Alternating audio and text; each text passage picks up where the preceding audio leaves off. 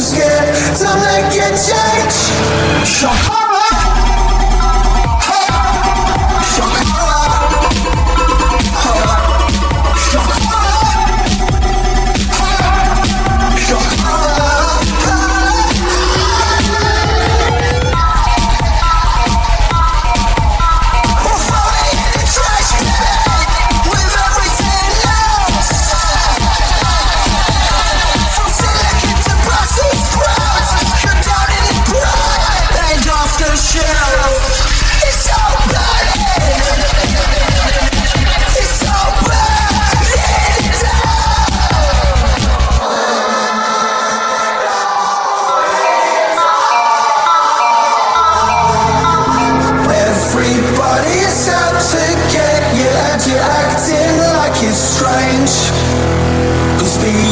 human, so peculiar, we're too scared to make a change.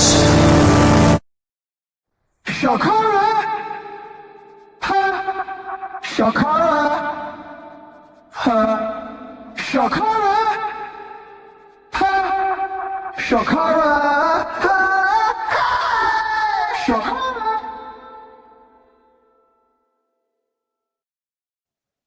And we are live once again from inside the black box of Epstein's Lolita Express. This is the Library of Mass Destruction. I am your host, Capitalisimo, and with me, as always, is Christopher Sandbatch. How are you doing today, sir? Well, Happy New Year, Cap. How are you? Oh, well, Happy New Year. It's off to a fine start for me. How about yourself now? Pretty good, pretty good. Yeah. No. You know how like this year every company because Spotify Wrapped, everyone's doing Wrapped now. Okay, that's what I was getting there. Okay. Yeah. Getting there. I have a long history with the application in the company known as Spotify. Yeah. How long is this history? I'm an early adopter, a consistent adopter, a super user, and you're just constantly running. Just constantly running streams from Spotify. Well, it's always music. I'm like addicted to music. Music is playing all the time. Like, have you ever like checked my playlists out? I share playlists, by the way, everybody. My playlists are fucking incredible because at 36 years of age, if you've been listening to music all day, every day, you're really good at picking music. But one of there are all kinds of tie-ins here because one of the other things that Spotify bothers me deeply for a lot of business reasons, but they have a foundation that publishes their research on algorithms and their selector. Very interesting. Okay. So basically the thing that if you start a radio station on Spotify, it's a little more nakedly chilling because they're intentionally abstracting their processes. And if you abstract any sort of marketing or recommender algo selection enough, and I'm just mean like one or two variables of abstraction, and you're at like stuff that looks remarkably similar to MKUltra papers in the 1960s. That's what all of the engagement algorithms are. Yeah, it's literally it. And and theirs is the best one. It's the best in the business. It's the best all around everything. I think it might just be that you are okay. So the DDD method relies upon being able to alternate pleasure and discomfort, right? And music, right? Music is a great reward. Exactly. Okay, so, and this actually opens up the second thing that's going on here is that I have AI psychosis. I have because the Spotify Wrapped thing came out this year. I did my open AI Wrapped, and I'm the top 1% of AI users via OpenAI's a horrifying distinction. It's like being top 1% of users on fentanyl Wrapped. Yes. And I was just thinking how much my life parallels Mike of Poles, because when he was in the comments last week, like he was like, "I'm vibe coding with 7 agents," and I was like, "So am I, brother. So am I." And both of you have somehow fallen in with me. Dude, because you know their API, you know it tracks every time you hit their API, you're prompting them, okay, Mm-hmm. and they're definitely recording your prompts, okay, so like they're actually doing a similar thing to you on their back end that Spotify and every other company is, but they're also using their shit for training data. They're using your shit to train their fucking Everyone is using all of your right. shit to Like, train yeah, their shit 100% of the time. Yeah, Twitter is trained. If you're using Twitter, you're training Grok, which is why Grok is so retarded.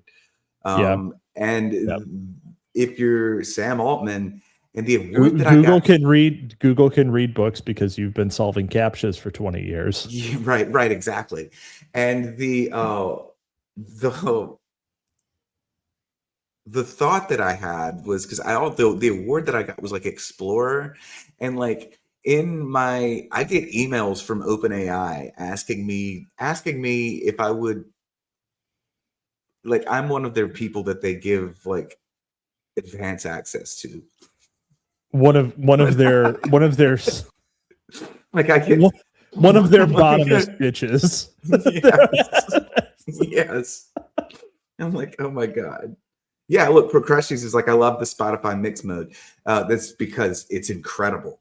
Now, the thing that doesn't really, Spotify Foundation is terrifying. It's like the Kinsey Institute of Algorithmic Research, but it's Rand Corporation is the only, hell, shoot, I'll just go there now and read some of them. This is our cold open, but it turned into relevant, interesting material. But totally hot open. We haven't even mentioned Venezuela once. Oh, I forgot that happened. Okay. Nothing ever happens. Don't worry. Dude, my take on that is I'm gonna laugh here in a minute whenever like Trump and Maduro like become buddies and then he just gets sent back, and everybody's gonna be like, what? But oil prices recovered to pre-black bag. Yeah. Oil prices have in fact not gone down and are trending higher at a stable level. Yeah. Okay. So here we go. I'm there. Okay. Spotify R&D, terrifying. Okay. I'm just going to read some of these titles to you. Calibrated recommendations with contextual bandits. What is a contextual bandit? Well, a bandit is a particular type of machine learning agent that's like, but it means so this is a calibrated risk, is a recommendation, and bandits are usually known for being like sort of risk neutral. So like they take on excessive amounts of, because bandits are short-lived agents. They just do one thing. They do one thing really fast, and they make pretty much like a series of decisions instantaneously, and then they're gone again. Okay, but so they have incredible risk tolerance because they're like bugs. They're gonna die. They're gonna die instantly anyway. Okay. Then we have evaluating podcast recommendations with profile-aware LLM as a judge. Okay. Semantic IDs for joint generative search and recommendation. That is a spooky one. Okay. That's a really spooky one. Okay. This is well beyond Google. Like Google is like, this is a field that I refer to as behavior engineering. Nobody else calls it that yet. Prompt to slate, diffusion models for prompt conditions, slate generation. Okay. It's such a fentanyl for your fucking brain, man. It's great. I love it. This is how, did you just say fentanyl? Yeah, excuse me. I've been saying it wrong my whole life. I'm not gonna fix it now. Her name was, I thought her name was Cramden. I've been saying it wrong. It sounded like an idiot. All algorithms are ultimately attempting to guide your behavior. Some of them are only attempting to guide your behavior to engage in the platform, which is destructive, but in a subtle and long-term sort of way. Yeah. And some of them are trying to guide you to certain opinions, which is destructive in a much more catastrophic way. So, Uncle Ted in the chat saying, did you know Theodore Kaczynski's crimes directly aligned with the Inslaw lawsuits?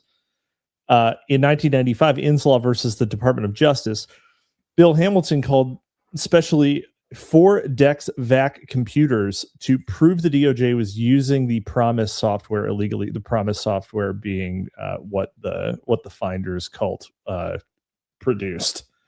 Those 4 Dex VAC servers were located, you guessed it, in the Murrah building. Yeah. So, Is it all occurring? Is it all coming together for you? Maybe we'll maybe we'll get into that angle later on. Maybe that'll be an aberration of in the heartland of the real 2, Electric Boogaloo. Yes. There is we're getting DDD'd now. Did you know that the FEI was called to testify for Inslaw but couldn't because of child ethics? Child ethics complaints. Oh, yeah. Because of ethics in child gaming journalism and national security. Yeah. Yep.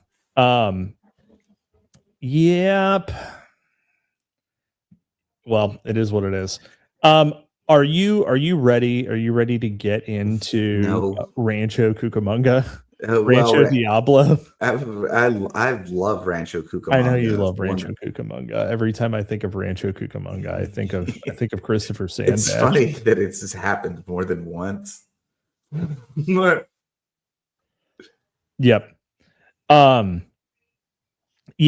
Rancho Diablo. Funny enough, what is it about ranches? What is it? You know who else owned a ranch? Mr. Hefe Epstein. Well, did he? Yeah, he had the Zorro Ranch. Dude, everybody loves Chief Antonio Antonio Banderas. No, and Anthony Scalifo, whatever his name was, the Supreme Court judge man. You know him. Yeah. The Italian man who thought he was an Anglo. And every time I remember I was at my Italian lawyer friend's house when he died. I was actually at his parents' house whenever Antonin Scalia died, and they were all Italians. And Sam's dad was he's like a dyed-in-the-wool, idealistic sort of criminal defense attorney, and he was Italian as hell. Okay, and it was like we were sitting in their fucking hot tub, drinking beer, and they were arguing with each other like Italians about some criminal defense case, and then Sam's mom comes out and says Antonin Scalia just died, and like they both started crying instantly, and I was like, I feel like I'm in a David Attenborough movie. Wait, David Attenborough? Like a nature documentary? Yeah, like you're watching the yes. The Italian American. Yes, has literally immense ethnic allegiance. Dude, sometimes it's not only until recently that I realized just how fucking Anglo I am and how actually narrow my experience is in the greater context of America. Like I grew up around, I had like 1 or 2 Dago friends, 1 or 2 Jew friends, 1 or 2. No, I didn't have any of those. But and everyone else I grew up around was Anglo. So we had such an English, like such continuity with this English world and such English morality that like that kind of display of affection or emotion in front of other people kind of like makes me just go wide-eyed. People do honestly, people do not appreciate enough the difference between meds and heritage Anglos. They really don't. They really don't. There is a difference. The Irish Italian strain of American, right? It's a thing. It's totally a thing. America's the only place that Irish Italians exist. They're not going to Provence and they're not meeting halfway and hooking up. Right? Yeah. That's not happening. Irish Italians exist in the United States. That's it. But we are different. We are cut from a slightly different cloth. Cousins we are, and great allies and friends, but there's a fundamental difference. Well, to put a cap on that, Antonin Scalia died at a ranch down in Texas that was like associated with like this like secret big game hunting society that I'm sure wasn't doing anything else. I'm sure that it was great. Yeah. I'm sure it was totally fine. Whatever it was. Let's see. All right. Systematics in Mena, Arkansas was the Israeli company that rewrote Promise to FOIMS, represented by the Rose Law Firm with Bence Foster and Hillary. Uncle Ted must be from Arkansas. That is some like serious insider. Arkansas. Now called like, Palantir. Yeah. Yeah. Uncle Ted, if you have this in a more book formatted, yeah, that's a good. If that book hasn't been written yet, that's a good book. That's a good. Well, you'll know. I wouldn't. I'm going to be caught. I'm not going to write that book. Anyway, DM on Twitter. Okay, Rancho Diablo. Also, the Zorro Ranch that Epstein had, he wanted to do like a breeding program. He literally wanted to do eugenics. I'm not sure what he was like optimizing for.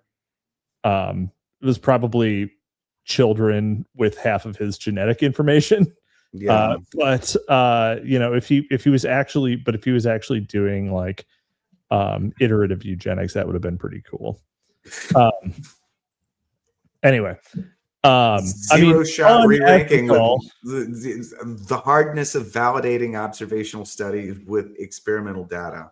And you know what the most terrifying thing about the Spotify Foundation is to me?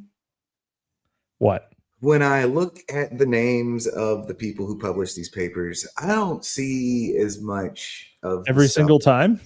Don't know. Really? There's a lot of them, but there's a lot of white dudes too. Interesting. Eric Heinrichsen, Tom Merritt, Felix Vaughn. Procrustes. Remember when he asked that scientist if he could breed black people to be more intelligent? Our guy? Question mark. Yeah, I mean the answer is yes, unfortunately, and we were doing that, but unfortunately, the current policies are dysgenic. Actually, it's really a travesty. No, I can't talk about that here. I already agreed to go on Radlib's show and talk about the Italian mafia, the Jews and the Italian mafia. How dare you go on and talk about my people? He could have had an actual Italian talk about the Italian mafia. It's mostly going to be about. It's really just going to be about immigrants. The connection between. I mean, this is why I'm thinking about the Anglo thing, because it wasn't until relatively late in life that I even learned how. I was in grad school when I learned how Jews, the Catholic Church, and the fucking Jews and the Catholic Church became the vector through which the flood of immigration. So this is the flood of immigration in the 20th century happened. It's a really strange story. They didn't even really mean to have happen. It just kind of ran away from them. But it's gonna be a fun episode. Steven's gonna get a strike. Oh no. Yeah. For some reason, okay, so Jukebox Wizard sends a one of that baby hippo thing. Yeah, I see that. What is that? Moo Dang. Yeah, Moo Dang. There we go. For some reason, the GIFs on Kick actually show up, but they don't show up on YouTube. Interesting. All right. Okay, Rancho Diablo. No one wants to believe the cult story. The TV people cut it out. The writers don't want to write about it. Henry Lee Lucas. One of the more compelling aspects of Henry's story was his contention that he had ties to cult-run ranches just south of the U.S. border. In 1989, just such a ranch was excavated in Matamoros, Mexico, just south of Brownsville, Texas, yielding the remains of 15 ritual sacrifice victims. I mean, to be fair, it is Mexico. It'd be tough to throw a spade in the ground and not find a ritual sacrifice victim. Dude, which one of these guys from last week was like got caught in like Tallahassee or some shit, claiming that he was going to Mexico to start a gifted child school? Neither of these guys. That was the Finders. That was the Finders call. Mexico, and Brownsville, Texas. Do you know my e-girl novel, the one that I'm writing? The Womb Chthonic? Yes. Brownsville, Texas is an important setting in that book. It's about 2/3 of the way done now also. But interesting. It's just some Brownsville. It's none of these places that keeps coming up.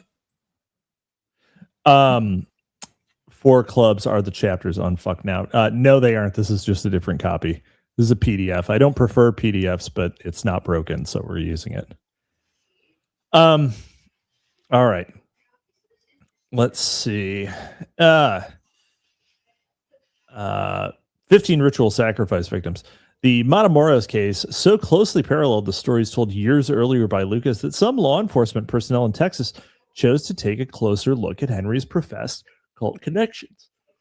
In fact, Jim Boutwell, the sheriff of Williamson County, Texas, later told a reporter that investigators had verified that Lucas was indeed involved in cult activities.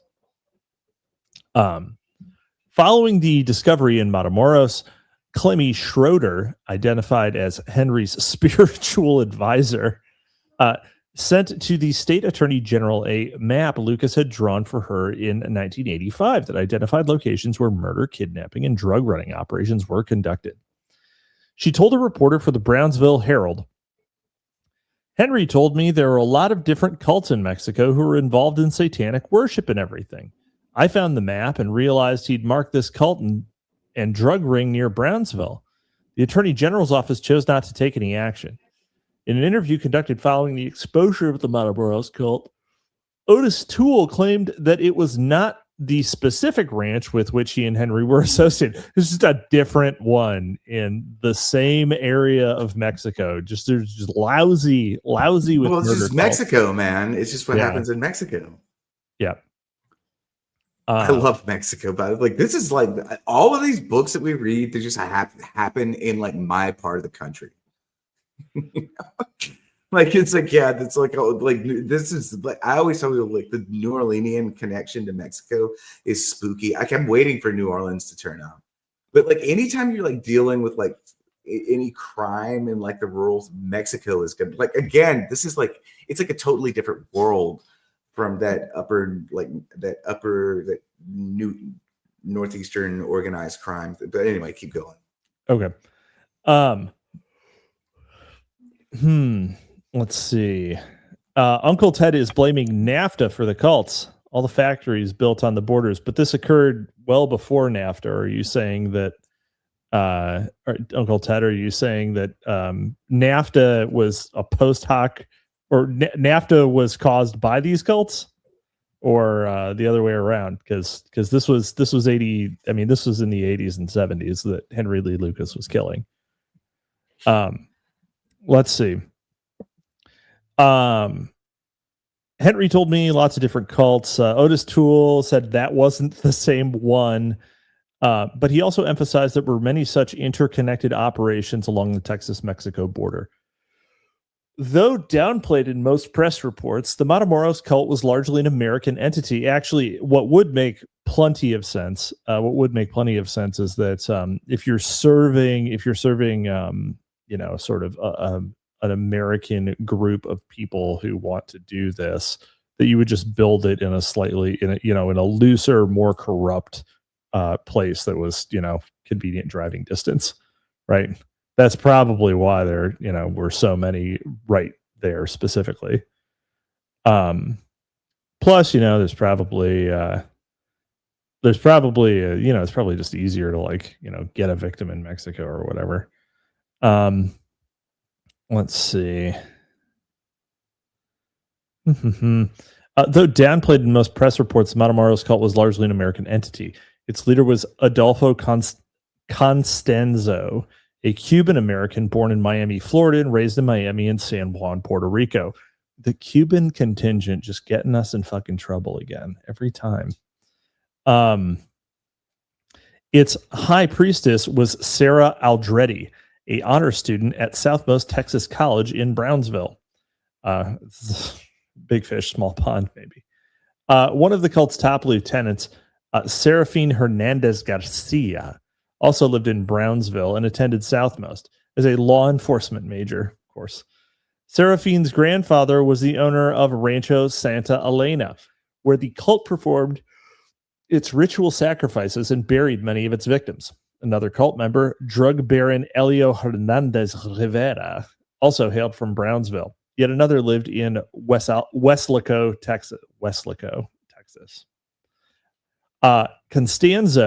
Costanza has been described by chronicler Clifford Leyendecker as thoroughly ruthless and malevolent genius with a messianic ability to command the loyalty and blind obedience of followers who joined him, zombie-like, in a loathsome blood feast of dope dealing, terror, torture, and human sacrifice.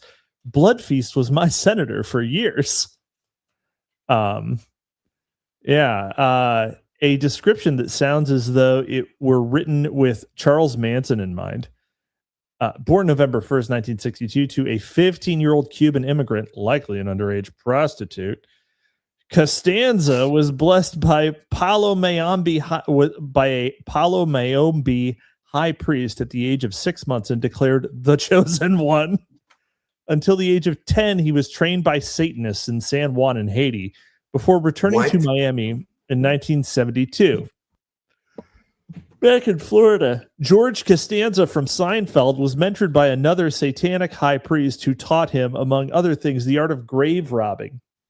His mother, meanwhile, busied herself with being arrested some 30 times. Did you know that if you just institute 3 strike laws, you can do away with 80% of all Satanism? Dude, like this is one of the crazier paragraphs that I've heard in my life. Yeah. Also, it seems a little odd that it would be Satanists in San Juan and Haiti. It seems like that would probably be Santeria and voodoo. It's the same thing. I mean, like, it's okay. If you keep digging up, if you demon keep worship, either way. If you keep uncovering just more layers of dirt. Oh, it's a donkey. Yeah, you just keep pulling the masks off, and you eventually arrive back at worship of some horned deity that its symbol is Saturn, the sun Saturn. Okay. No, it really is. That's what it is. It's in the Interpretatio Graecae, for instance. Okay, so all of this shit, and the Bhagavad Gita says all this shit's the same. It's just demon worship. Satanism is just demon worship because all Satan is the prime demon. Is all he is. So it's just he used to be in a lot of demonology, Satan is actually distinct from Lucifer, like a separate entity. Oh yeah, but that's true. Actually the conflation of Lucifer and Satan is drawn from Arabic translations of things because they did not have the complex language for it, so they only have shaitan. Yeah, that makes sense. Shaitan. Anyway, many demons, all of whom are bad. So there's not really so much reason to be super pedantic about it. But have you ever done this one before? So like there's Saturn, Shaitan, Satan, and then the other one is Jupiter. Is really spooky because you can do this like Jupiter is what we say now, but there's no actual J in ancient classical languages, so it comes out as Yov. And it looks IOVIO, and then if Yahweh.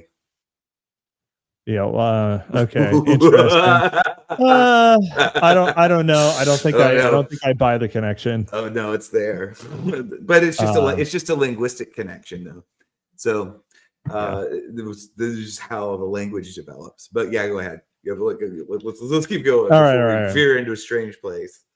But as Michael Newton had written, the charges never seemed to stick, and she always escaped with probation. Dade County, well, okay, but let's be real here. Dade County neighbors considered Costanza's mother to be a witch or a sorceress. Authorities once found her living in a, so did Jerry Stiller.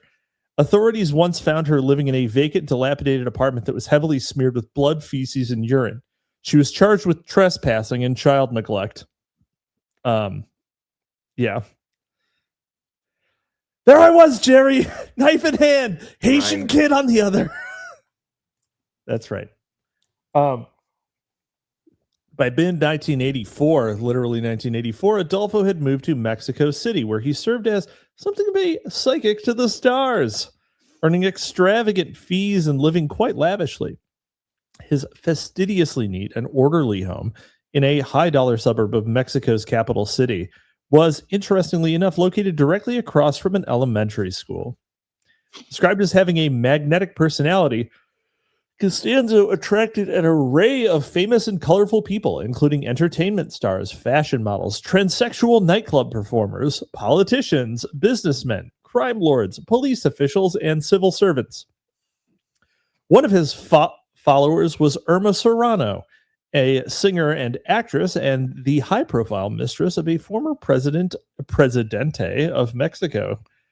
Another admirer was Florentino Ventura, the head of the Mexican branch of Interpol.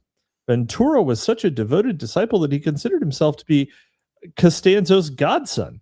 He allegedly killed himself in Mexico City on September 17th, 1988, after killing his wife and another woman. Strangely, though, all three were killed in the same burst of gunfire. He really wanted to mag dump one last time, and just was super careful with the Tech 9, right? Just you two stand there, and I'll turn it around real quick. The Matamoros cult was first exposed in April 1989. Police searching the ranch on April 1st discovered drugs and occult paraphernalia. I'm not sure what occult paraphernalia means. Perhaps we will learn. Returning on April 9th, authorities arrested 4 members of the cult, all of whom were members of the Hernandez drug family. 2 days later, the first bodies were exhumed from Rancho Santa Elena. Some of the victims had been beheaded, while others had been grotesquely disfigured by machete blows to the head. Brains, hearts, lungs, and other internal organs had been cut or torn from many of the bodies, and some of these were found stewing in cauldrons in a shed at the ranch. If you've got a cauldron and you're not stewing organs in it, what are we doing, right? Well, I mean, it's a cauldron. Organs. Yeah, I mean, what else are you gonna put in a cauldron? If it doesn't have human organs in it, it's not a cauldron. It's just a stock pot. Am I wrong? Yeah, that's true. You're just if it doesn't have human in it, you're just making soup. Right? Let's see. Spines had been ripped from the decomposing corpses to fashion ceremonial necklaces. One victim was reportedly boiled alive, another skinned alive. All were mutilated to varying degrees. Where do you even get a cauldron? Can you buy a cauldron? If you were looking for a cauldron, I would look on Etsy, but I don't know. If I looked for a cauldron, I would probably find a bunch of plastic play ones, right? I wonder if you can. All right, let's look on. Oh wow. Okay. I'm wrong. I'm completely wrong. You can actually just search on eBay for cast iron cauldron, and you can buy let's see how big this is. You can buy a 3-gallon cauldron for $170. That's cast iron. Yeah, so that's pretty. I mean, that's not even a bad price. But Yeah, I don't know if I would use that. If How you're big not is it? doing witchcraft with it, it's a Dutch oven. That's what it is. Fair, damn, damn. 4 of clubs now. I'm wondering if Le Creuset makes cauldrons. There we go. Yeah, that's a Dutch oven. Yeah, I think it can't have a flat bottom either. I think you've got to like hang it. You've got to like hang it over. You got to hang it over the fire. 3 gallons, does not sound big enough for, anything. Like a single human head is like, a gallon, right? You'd think something like that. These victims included the owner and secretary of a company that served as a front for a cocaine processing lab, an informant for the Federales, and his mistress, 2 federal narcotics officers, 3 former police officers, and the American nephew of a U.S. customs agent. There were also a number of law enforcement personnel within the cult, including Salvatore Vidal Garcia, a Mexico City federal judge, police agent who was in charge of narcotics investigation. Juan Benitez, a commandante of the federal judicial police, claimed that there were another 6 agents involved, but we have no proof at this time to bring charges. In addition to the victims found at the ranch, the cult was also said to be responsible for the deaths of at least 7 members of a drug trafficking family who were killed in a mass slaughter because they had evidence of police complicity in the drug trade that they had threatened to expose. That massacre occurred on, of all days, Walpurgisnacht of 1987. I don't know what that is. Walpurgisnacht. The victims' bodies showed clear signs of sadistic torture. Fingers, toes, and ears had been removed, and genitals had been excised. 2 brains were missing, and a portion of a spine had been ripped from one of the bodies. Sub-Zero was here. John Wolt sends $10. It's a super chat. Thank you for that. You need to get the ingredients first. People. That's right. 2 brains were missing. Someone took a doggy bag. Wahlberg knocked. Marky marked for death. That's all right. What is this? So what? Let's see. That is the last day of April, a traditional European festival celebrating the arrival of spring with bonfires, revelry, folklore about witches flying to the Brockton Mountains to meet the devil.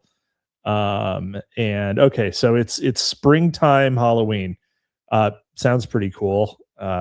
I have not heard of that. I guess it's a German thing. Yeah. On April 17th, Serafin Hernandez Rivera, said to be the patriarch of the cult, was arrested in Houston, Texas. The next day, just 2 days shy of Hitler's birthday. Hey, I know that day. I know what day that is. A U.S. grand jury issued indictments for the still-at-large Constanzo and 10 of his followers on various drug trafficking charges.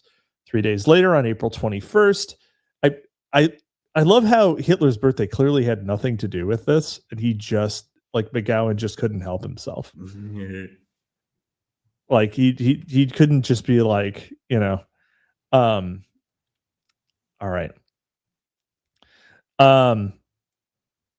Let's see. Mexican authorities formally charged the 4 captured cultists with multiple counts of murder, kidnapping, and drug trafficking. Just 2 days after that, a large contingent of heavily armed Mexican federales burned down the death shed at Rancho Santa Elena, destroying a wealth of valuable evidence. Constanzo and most of his followers remained in hiding and the subjects of a massive manhunt.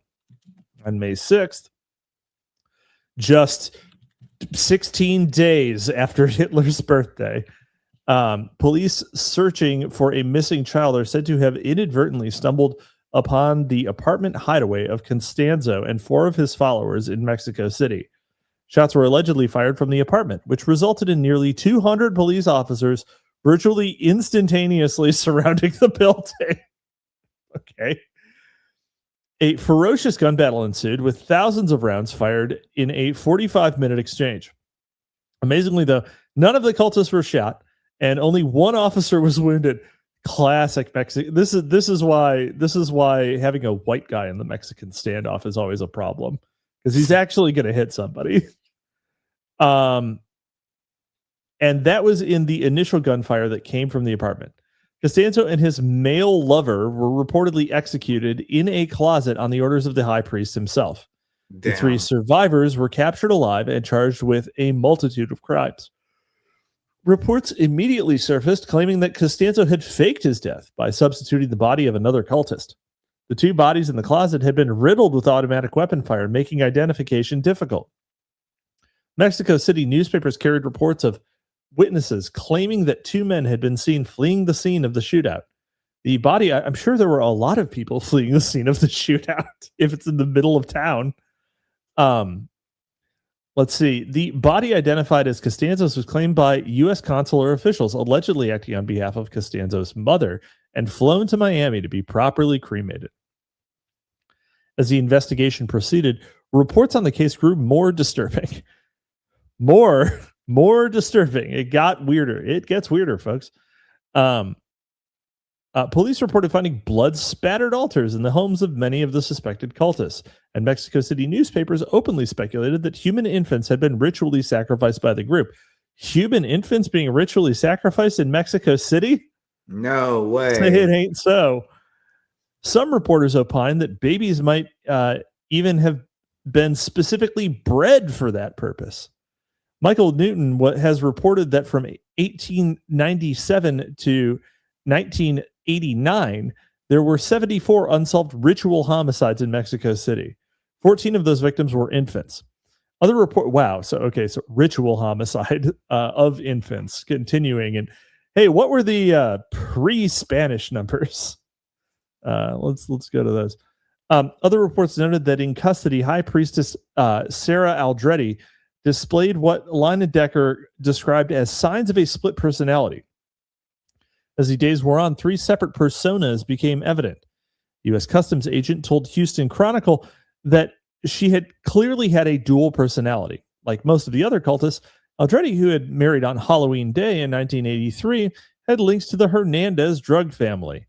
A particularly compelling report in the Brownsville Herald revealed that the drug trafficking Matamoros cult, Matamoto,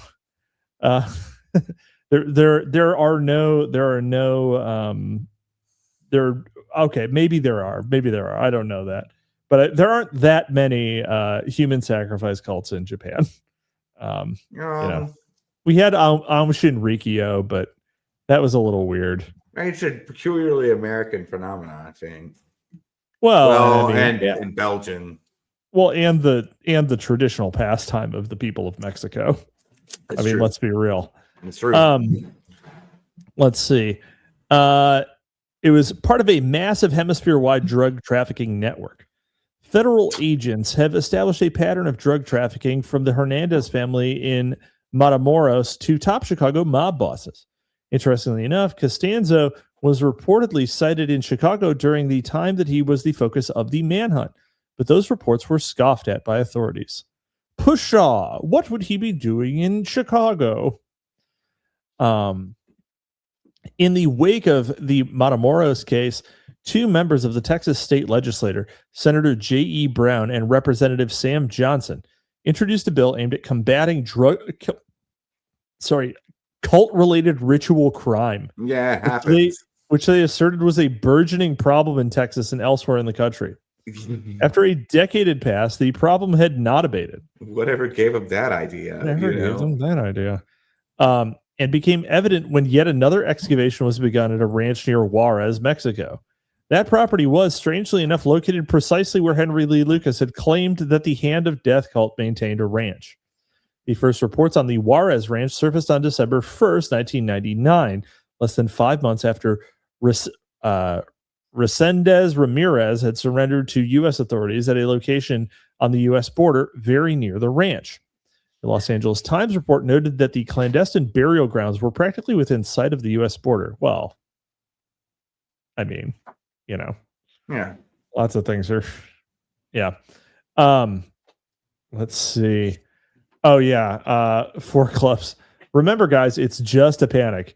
Yeah, everything that is scoffed at as a panic is later proven to be true. I mean, if you had asked me in, up until, I don't know, probably 2008, I would have said that the satanic panic was just a bunch of silly bullshit. Yeah. Well, it was a bunch of silly bullshit, but it was also totally happening. There was some silly bullshit, but Yeah. it was also totally happening. Yeah. But the silly bullshit gets injected there to cover up the actual happenings. Just be how it is. Yeah, it is what it is. I'm not saying the chick tracks or the chick tracks on D&D are a documentary. Let's see. All right. Where the fuck was I? Juarez, burial grounds practically within sight of the U.S. border. Okay. Early reports indicated that authorities anticipated exhuming between 100 and 300 bodies from mass graves on the ranch. What a strange thing to anticipate. Including 22 missing U.S. citizens and a number of former FBI and DEA informants. Well, okay. I mean, that seems like a risky gig. The investigation was quickly expanded to include at least 3 more possible burial grounds in the area. U.S. authorities, perhaps having learned a lesson from the well-publicized Matamoros case, immediately moved in to take charge of the investigation. The brazen violation of Mexico's sovereignty was roundly condemned by the Mexican press, but they were reporting in Spanish, so nobody knew. The group of irate Mexican senators grilled the country's foreign minister on the FBI's aggressive role in the investigation and loudly denounced the fact that exhumed bodies were being transferred to the U.S. for forensic examination. By mid-December, with the U.S. firmly in control of the case, and with all evidence being clandestinely transferred to U.S. soil, Mexico's Attorney General was claiming that the early reports had been wildly off the mark. The new reports claimed that only 9 bodies had been found at the 3 separate burial sites, and no more were expected to be uncovered. Press coverage of the case almost immediately ceased after the media had assured everyone that there's nothing to see here, folks. The final report carried by the Los Angeles Times maintained that some victims had reportedly disappeared after being detained by men in Mexican police uniforms, raising questions about the extent of police corruption in Mexican law enforcement. It would be more shocking that you find like a not corrupt Mexican cop. Like, am I the crazy one here? Like, I just assume. I mean, how many people got assassinated before Claudia Sheinbaum became the president of Mexico? I don't know. I don't know. It was like 40. It was like 40 high-profile politicians. Yeah, 40. If the top 40 people running for president in Mexico are all assassinated, you have not had a legitimate election, no matter who wins. Right? Like Claudia Sheinbaum. Everyone else got shot, but Mossad is guarding her ass. Yeah, right. So, yeah. Let's see. Wildly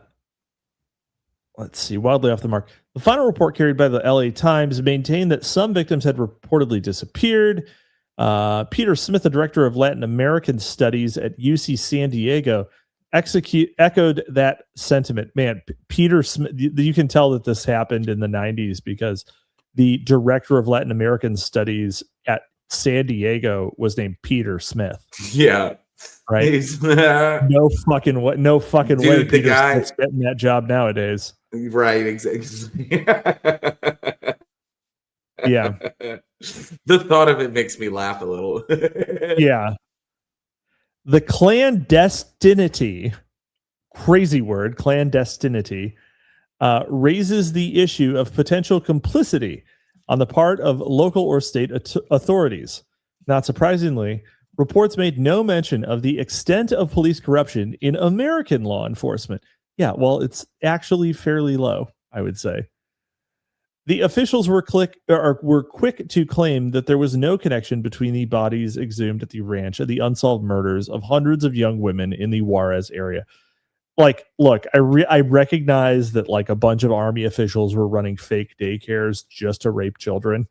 Like, I recognize that is in our previous things, but just in terms of scale, the corruption in U.S. law enforcement is fucking nothing compared to the corruption in Mexican law enforcement, even today. That's Like, well, it's yeah, not that's even true. close. Yeah, it can't be. But yeah, no.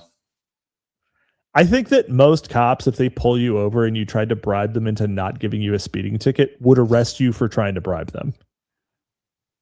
I think they would. I think most. Maybe I'm an idealist. Maybe I'm the naive one. But I think, generally speaking, like, not corrupt.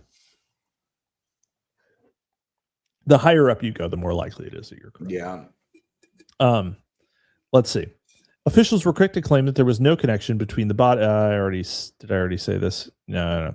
There was no connection between the bodies exhumed at the ranch and the unsolved murders of hundreds of young women in the Juarez area. There was no consensus on the number of women that have been brutally raped, tortured, and murdered since the killings began in 1993, but estimates run as high as 500, with hundreds more reportedly missing and possibly dead. As the website, but what percentage of them were above like an 8? Because those are the real tragedies. Let's see. Penultimo says it's called tipping when Americans do it. Okay. All right. Well, you're posting from El Salvador, so let's see here. As the website Americas.org recalled, free trade supporters once claimed the North American Free Trade Agreement would turn Ciudad Juarez into the city of the future. And perhaps that is exactly what the city has become. A city where NAFTA's free trade rules ensure that a company's right to profit trumps the rights of the government and the protection of the citizens. Oh, there's Uncle Ted. In the 1960s, the Mexican government offered Western corporations a sweetheart deal. Build factories on the Mexican side of the border to manufacture and or assemble goods, operate with wanton disregard for environmental and labor laws, and to top it off, pay no local taxes. So-called maquiladoras, which had previously been known as sweatshops, soon began to dot the U.S.-Mexico border. Maquiladora. What's the literal translation of that, Penultimo? Had previously been known as sweatshops, soon began to dot the U.S.-Mexico border. Before long, they numbered in the hundreds. The highest concentration of those maquiladoras in Juarez, which currently is home to about 500 factories employing 200,000 workers. About 80% of the factories in Juarez are American-owned. Yeah, of course. As the labor-intensive maquiladoras proliferated, the population of border cities like Juarez quickly swelled. But as the population grew, there was no corresponding investment in the cities. As the Observer noted, there had been no attempt to create infrastructure, no roads or housing. Taxation is voluntary for companies and most pay none, obviously.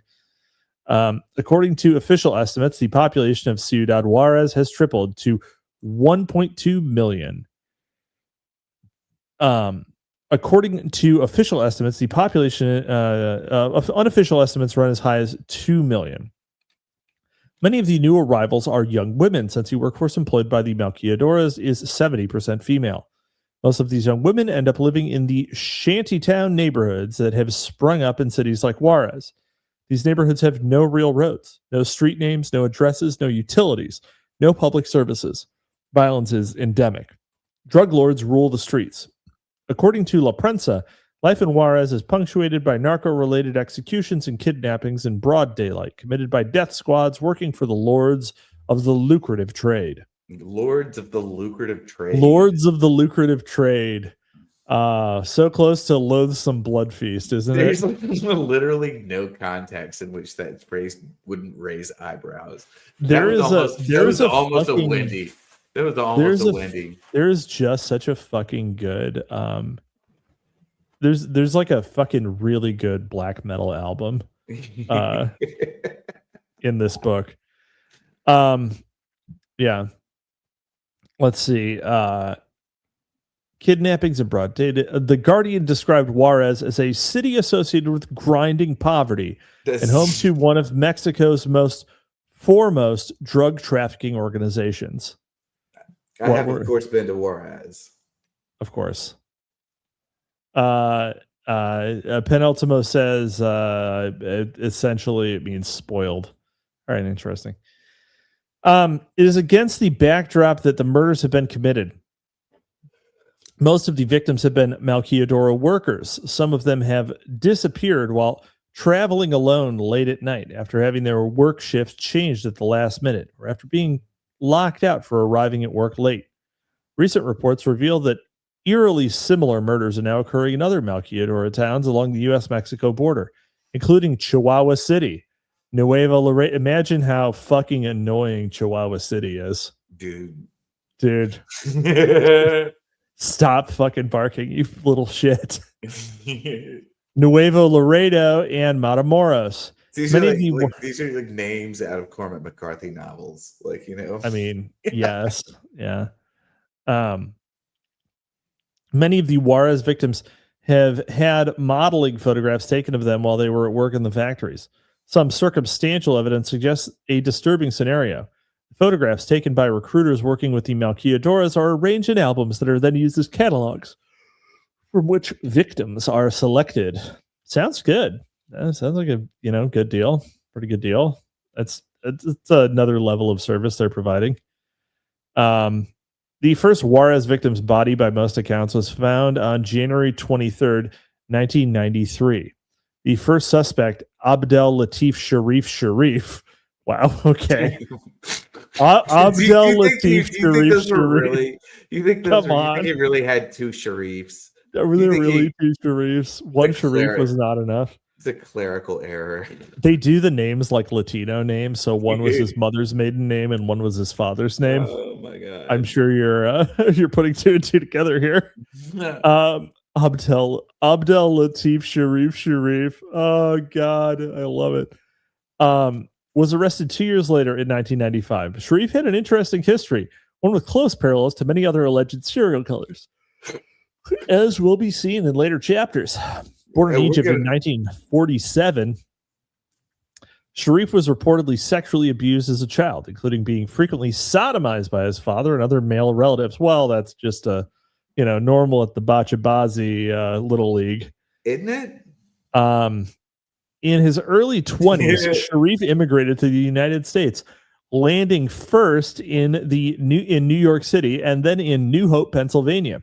In 1981, he was living in Palm Beach, Florida, where he worked as a chemist and an engineer. Wow. Yeah, there was a big time skip. May of that year, Sharif beat and repeatedly raped an unidentified 23-year-old woman. For those, he was what? Okay, hold on. He was born in 47. That was 81. So he was in his 30s. Lurid story. All right. For those offenses, he received only probation. Wow, the more things change, huh? In August of the same year, he was charged with another rape. He was again convicted, but he served just 45 days. The next year, he was married briefly in Gainesville, Florida, until he beat his bride unconscious. She divorced him shortly after that. Wow. Interesting. It's usually that shit goes on for a long time. For some reason, I'm just thinking about Judy the elephant. Oh my god, Judy was the realest one. Judy is the only real victim in any of these stories, other than hundreds of children. Yeah. Let's see. In March 1983, Sharif beat and repeatedly raped yet another victim, and he's just doing it for the love of the game now. In January 1984, while awaiting sentencing, he managed to escape, but he was soon recaptured and on January 31st, sentenced to serve 12 years. Not quite 6 years later, in October 1989, Sharif was paroled. At that time, he was to be deported, but instead he was allowed, for unexplained reasons, to remain in the country. Wow. So you're telling me there are only 10 million illegals in the United States? Dude, like this guy's not even illegal. What? Yeah, he is. No, I can't. I just assumed Abdel Sharif was probably. I've got my 20. He was not an anchor baby. He was born in Egypt, and also he committed multiple heinous felonies I wonder what I can figure out in about the him 8 years he was here. Doesn't say Yeah. he was was he an illegal immigrant though? Well, he said he was going to be deported. But it might just be for the rape. Well, yeah, just for the rape. That doesn't make sense. Sharif. Well, he was legal and then he became illegal due to the rapes.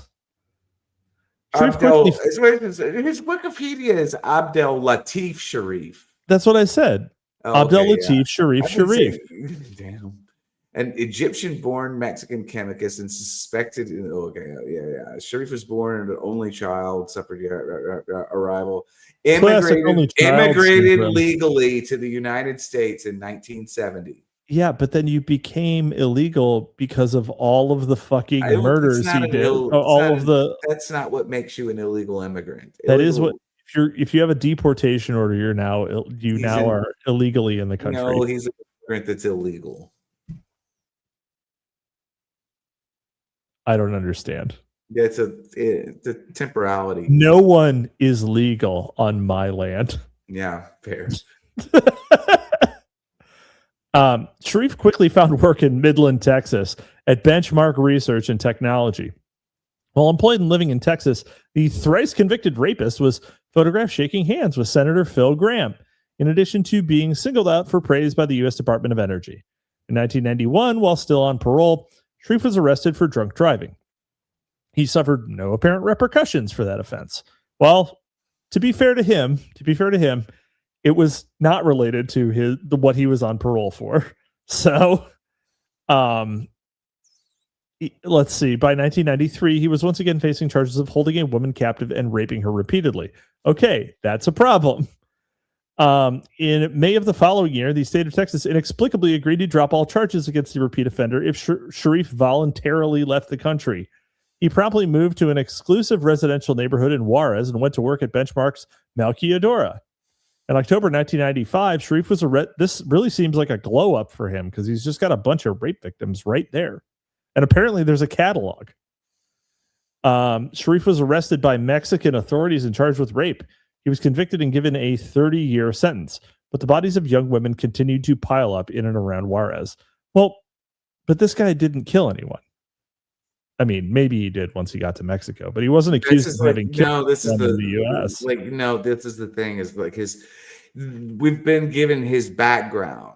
Okay, so we've been told these are people he probably maybe could have killed, but we don't know that he's going to become a killer until we get to Mexico. Fair enough. Okay. Son of Haster for $5 says, just tuning in now, but I was reminded earlier today of the novel Childhood's End, the Arthur C. Clarke novel. Have you fellas read it? Wild in context. Yes, I have. I have it. There's, basically all the world ends. I never read it. I never read it, but is that the one about the comet? No. Basically all of the kids. It's sort of all of the kids essentially become super genius psychics. That's wild. Yeah, I've never read it, but Childhood's End is the name of my favorite Pink Floyd song. But also Arthur C. Clarke was a huge pedophile. Commie? No, was he really? Actual He's the pedophile. He's the guy that wrote Darkness at Noon. No, that's Arthur Kunstler. Randall Shirker also says, finally caught up. Remind me to smack Sandbatch for being garbage at linguistics of Latin and other languages. Lucifer equals the name of a star in the Old Testament. Famalam. A ding dong. Well, okay. There's some things. Hold on. He continues. Here. Hold on. For reference, many divine beings good. Many divine beings, good and bad, in the Bible are compared to gemstones or stars. Hence, why some people thought day 4 of Genesis was when God's angels were made. Yep. Well, okay. Now this is why. Okay, the Lucifer thing. Okay. There's a gap in my knowledge about the Lucifer thing. So like Lucifer is a word that means light, genuinely thought to have meant light bearer. Okay. It's right. Like genuine. Okay. The earliest context, the earliest Latin I know that it's in is that the earliest context the only one that really leaps to mind is when, is when it appears in the end of book 2 of the Aeneid. This is at the end of the Aeneid, the end of book 2 of the Aeneid, which is one of the greatest books in classical literature. Like it's the Aeneid is. As much as I love Latin, the Aeneid's not as interesting as the Iliad and Odyssey, but book 2 of Aeneid is incredible. Did you know that it was a trilogy? Yeah, there were 8 of them actually, and they might have been over. It's a whole other digression. But the book 2 of the Aeneid is one of the coolest bits of literature ever, really. And it because it's just Aeneas like sort of wakes up in the burning city of Troy, and he wakes up in the burning city of Troy and basically Dark Souls his way through the burning city, looking for his father and I think his wife, if I remember properly. But I actually have it here because I've translated this before. And he gets back from all of these encounters, and as he's returning to like his like place of safety where he woke up. He has this. He says, "And I marveled, a great throng appeared, a tide of souls, unbidden yet, drawn by fate, mothers and fathers, weary yet steadfast." And blah blah blah blah blah. Is it above on Ida's sacred peaks? So this is Ida. This is the mountain above, the mountain above Troy. On Ida's sacred peaks, it rose the morning star, veiled in pale, unyielding fire. Okay, so that's the translation. That's the translation out of, and really it's not Lightbringer, it's Morning Star, because if we go back a little bit, we have Luke, and then Ifher, okay, which is this is a ancient reference to something called the Morning Star, which is the Morning Star, which is the same thing as the Evening Star, actually, and it's not a star at all, it's Venus. Okay, so it's it's not an astrological, it's an astronomical word. It gets transposed over into biblical sources, which don't have anything like this. Shaitan is going to be the one, and Beelzebub and Baal. That's genuinely a different one, and Baal is also genuinely different. Yeah, they all get smashed into this one character, Satan, though, which or Lucifer or the devil. And there's Asmodeus, and then that leaves out all of the Gnostic demons. Right. Yeah. Like this and Yaldabaoth. Yeah. What I can't account for, though, and why I can't, despite pausing to talk about this subject for like 8 minutes, this is why I can't comment really on much after, because all of my learning and that sort of thing ends in like 300, and then I have like an 700 year lossy period. But I don't know how Lucifer became the thing that he was called all over medieval Europe. I don't know that story, so I can't comment on it. All right. We're gonna keep going with program. we can maybe do a demonology section in a different season. Let's see. Sharif, where is Sharif now? He said Juarez. Yeah. All right. 30-year sentence, but the bodies of young women continued to pile up around Juarez. Next to be arrested were a gang of nightclub workers known as the Rebels, who were allegedly being paid by Sharif to continue the killings. What the hell? What do you mean continue the killings? This is so great. This is grimy. The gang was led by Armendariz Diaz, also known as El Diablo. All members of the gang later claimed that they had been tortured by police to coerce their confessions. In early 1999, 5 members of another gang, the Toltecs, led by Jesus Guardado Marquez, also known as El Dracula, were arrested and accused of collaborating with Sharif. The gang confessed to 15 of the murders, but later recanted, claiming that torture by the police had produced the confessions. The arrests of the 2 gangs failed to slow the pace of the killings and disappearances. After the arrest of the Toltecs, the FBI sent some of its famed profilers to Juarez. Among them was Robert Ressler, who advanced the dubious theory that the murders were the work of Resendez Ramirez. The arrest of Ramirez in July 1999, however, had not put a stop to the killings. Before the year was out, more young women would go missing. More bodies would surface, and the mass graves at the ranch would be discovered. On November 6th and 7th, 2001, 8 bodies were discovered in a vacant lot just 300 yards from the headquarters of the Association of Malcadoras. Confessions were quickly obtained from 2 bus drivers, Victor Javier Garcia and Gustavo Gonzalez Meza, also known as El Cerrillo and La Foca. This is great. I love everything about it. This is an extremely sweaty hour format drama. Like, where are the? I'm thinking like 2 things. I'm like, where's the coke and where are the bitches? Right. The bitches are in the ground, bud. No. Following the patterns with previous suspects, police reportedly obtained the confessions through the use of torture. The 2 men had visible burn marks on their bodies, marks that Oscar Maynez Grijalva, the chief forensic investigator on the case, determined had been made with stun guns used by the police. Dude, what kind of fucking stun guns are the Mexican police in the mid-90s using? It's just a fucking cattle prod. Yeah. Maynez thoroughly searched a van that the bus drivers had purportedly used to abduct women, and he found no evidence to support the allegations. According to Maynez, he was then asked to help plant evidence against 2 bus drivers who were charged with the murders. A couple of police officers brought us items for us to put in the van they said was to be used to abduct the women. Maynez refused to take part in the framing of the suspects, and in January 2002, he resigned in protest over the handling of the case. He has said that he now believes that some police are involved in the murders. The outspoken Maynez has reported receiving death threats intended to silence him. Also in January 2000, hey, how's Oscar Maynez Grijalva? How's he doing? Dude, that's Mexico, Jamie dude. That's Jamie up that border. guy. He's probably fucking dead. No, yeah, dude, these people are all dead. But like, okay, now what was the name? Oscar Maynez Grijalva. Oscar Mayn. You gotta pronounce that last one again.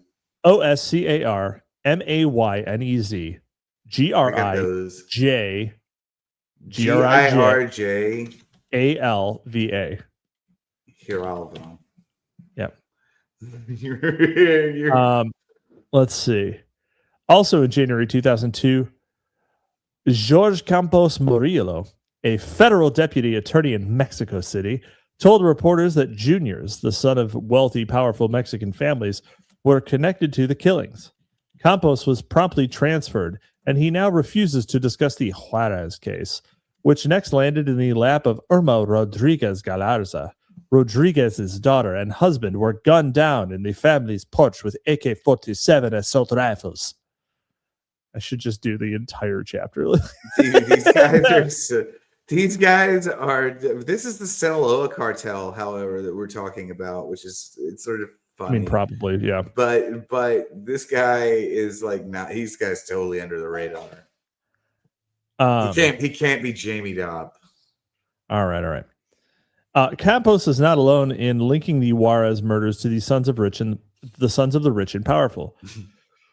The UK's Observer has reported that those involved in the killings come from prominent families that include landowners, major drug dealers, construction barons, energy suppliers, and officials in both government and the police. It's just like Louisiana. A spokeswoman for a victims group noted that the killers take no trouble to cover up evidence, like most murders. With these, evidence is brazen right there every time. The killers, in other words, have no fear of the police. The El Paso Times alleged that the guilty parties are prominent men who cross the border regularly, are involved in major businesses, are associates of drug cartels, and have ties to politicians in President Vicente Fox's administration. According to some Mexican officials, 6 people from the Juarez El Paso area are having the women abducted for orgies, after which, or perhaps during which, they are killed. I feel like the killing is, unless the killing is the point, right? I feel like you don't need to kill the bitches after the orgy, right? Like, I don't, it just seems like unnecessary. On February 5th, 2002, Mario Escobedo Jr., the attorney representing Gonzalez, one of the two truck drivers, was killed by police. Escobedo was reportedly pursued at night by police in unmarked vehicles until the attorney lost control of his car and crashed. He was then cut down in a hail of police gunfire. Escobedo's partner, Dante Alvarez Morricone, reported that he was advised to drop the case or we'll kill you the same way we did Escobedo. Oh, business partner, law partner, not the other way. It's the same thing. It's Dude, the you know, same thing. yeah. Oh my God. I can't keep thinking about Vincenzo Barney's story about Cormac McCarthy and Juarez. Vincenzo Barney. Yeah. Eskimo brothers with Cormac McCarthy. I don't think that's confirmed. It's definitely confirmed. It's subtextually confirmed, which is better than being confirmed explicitly. It's so true. In August 2002, PBS aired the documentary film Señorita Extraviada, produced by Lourdes Portillo. The film revealed that some of the victims were missing for long periods before their deaths. Some of their bodies display evidence of ritual sacrifice. In many cases, the only remains that are ever found are clothes and bones. The bones are often mismatched. They took them apart and put them back together again. Frequently, these bones are found in far less time than it would take a corpse to be reduced to a skeleton. Sometimes these skeletal remains show up in areas that have just recently been searched. Juarez police have refused to investigate a number of viable leads, and they have deliberately destroyed evidence, including more than 1,000 pounds of victims' clothing that was burned. One female witness who was arrested and then raped in prison told the filmmakers that her captors had showed her photos of a woman being gang raped and beaten, and then doused in gasoline and burned alive. Some of the victims... Yeah, but what did she say before that? Some of the victims have indeed been burned alive. Others have been strangled, stabbed, bludgeoned, and or shot. According to Americas.org, when there are not skeletal remains, most of the women's bodies are found in the nearby desert with evidence of torture and gang rape. Forensics evidence shows many are kept alive during this for days or longer. The bodies are usually mutilated, laid out in cross formation, and branded with signature carvings on various parts of their bodies. Some reports hold that many of the recovered bodies exhibit similar slashing wounds to the breasts. A March 2002 report in The Guardian claimed that there are patterns of mutilation that have not been publicly released that could indicate narco-satanic rituals. Narco-Satanists. Yeah. Come on. All right. Let's fucking go. It's the cult of Santa Muerte, man. Nicolas Maduro. He was doing yeah. Oh, we didn't even talk about that. Yeah, damn. Nicolas Maduro. He was doing the satanic thing. Yeah, you know how it is. Man. We have to get rid of him. He was a devil worshiper. Yeah. All right. Let's see.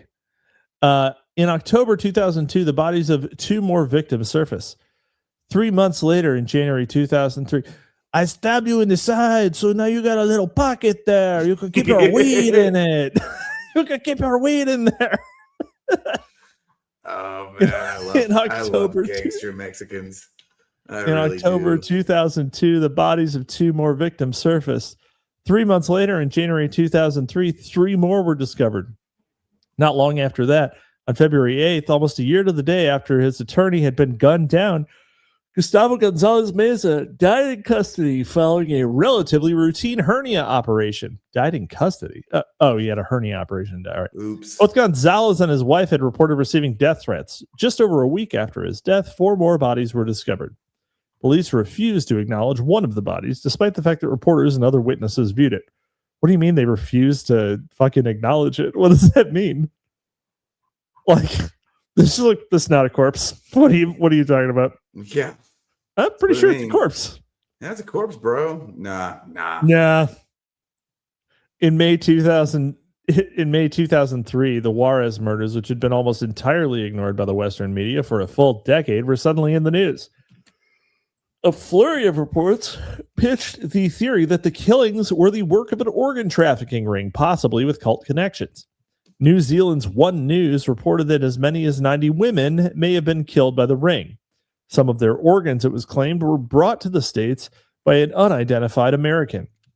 The Atlanta Journal-Constitution told of federal investigators looking into claims that some of the dozens of women slain in the border city of Ciudad Juarez over the last decades may have been killed for their internal organs. A Reuters report listed the following as possible motives for the murders: satanic rituals, organ trafficking, and snuff movies where the women are kidnapped, sexually assaulted, and then murdered on camera.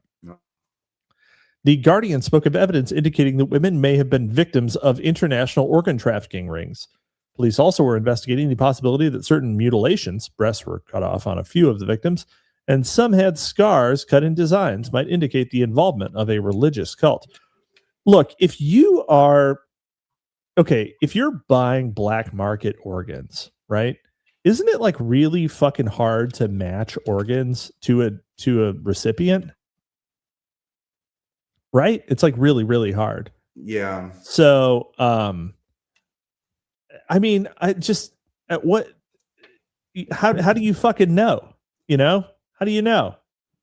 How do you know that like you're going to be able to use this bitch's kidney? I mean, maybe they're just like taking lungs or hearts or something. Maybe that's something that's easier. Skepticism of the have you ever read any of those stories where it's like a guy gets a heart transplant, but it's the heart of a murderer, and so the murderer's like starts taking over his body? Yeah. You ever see those? What if you get a bunch of like trafficked Mexican bitch organs and you start like craving pozole and like getting really good at making mole sauce or something like that, and then you start turning into an abuela? That would be the sorry. All these poor women. Skepticism of those theories, however, was expressed by Oscar Maynez, the former head of the Ciudad Juarez Forensics Office, and one of the very few voices of conscience in his story. According to the Journal-Constitution report, Maynez said he never saw any evidence of missing organs in the bodies he examined when he worked on the case. Whether accurate or not, the official proclamations and the accompanying news reports served to federalize the investigation of the Juarez murders for the first time. Before that, federal officials had steadfastly maintained that the killings were a state matter. It is unclear whether the federalization of investigation represents a sincere effort to stop the killings, or whether it is just a continuation of the cover-up. The higher you go, the more corrupt it is. So probably it's yeah. The latter seems far more likely. As of this writing in April 2004, women continue to disappear, and incongruous piles of bones continue to surface. Incongruous Piles of Bones is the third track on that album, by the way. Let's see. While residents continue to discover evidence at crime scenes after police have declared that thorough searches have been conducted. Though there have been numerous arrests over the years, no one has been formally charged with any of the hundreds of unsolved homicides. Meanwhile, in February 2004, Mexican federal police arrested 2 drug cartel members who they said might have been involved in the mass murder of 12 people in a home in Juarez. Also detained were 13 state police officers suspected of complicity. The city of the future, life is cheap and justice for sale to the highest bidder. Randall Shirker says, that's the plot to Metal Gear Solid 2. Only the arm transplant is on Revolver Ocelot. Okay. All right. Well, fair enough. On the U.S. side of the border in 1985, a ranch of a slightly different variety was uncovered in Kerrville, Texas, not far from Johnson City, Texas, the birthplace and childhood home of President Lyndon Baines Johnson. The ranch, run by a family of German immigrants, was found to be holding 75 human slaves, many of them acquired when they were young teenagers. The property was patrolled by armed guards who kept the slaves chained together and routinely tortured them by applying electric cattle prods to their tongues and genitals. Whenever one of the slaves was killed, the body was burned to dispose of the evidence. The Texas Rangers, who maintain a museum in Johnson City, eventually raided the property after routinely ignoring steady reports of strange happenings at the ranch. Strange happenings in Laurel Canyon. Yeah. McGowan's showing his little verbal quirks. Eventually his little verbal quirks. His little verbal quirks. You know, little strange quirks, happenings. Yeah. It took the state of Texas almost 2 full years to bring the case to trial. When it was over with, the rancher and one of his sons received an extraordinarily light sentence for their crimes. 15 years for one and 14 for the other. Another indicted son was acquitted and walked away a free man. The media disinformation campaign. Well, who else is going to feed the slaves? Come on. Another indicted son. The media disinformation campaign portrayed the entire sordid affair as a trumped-up case.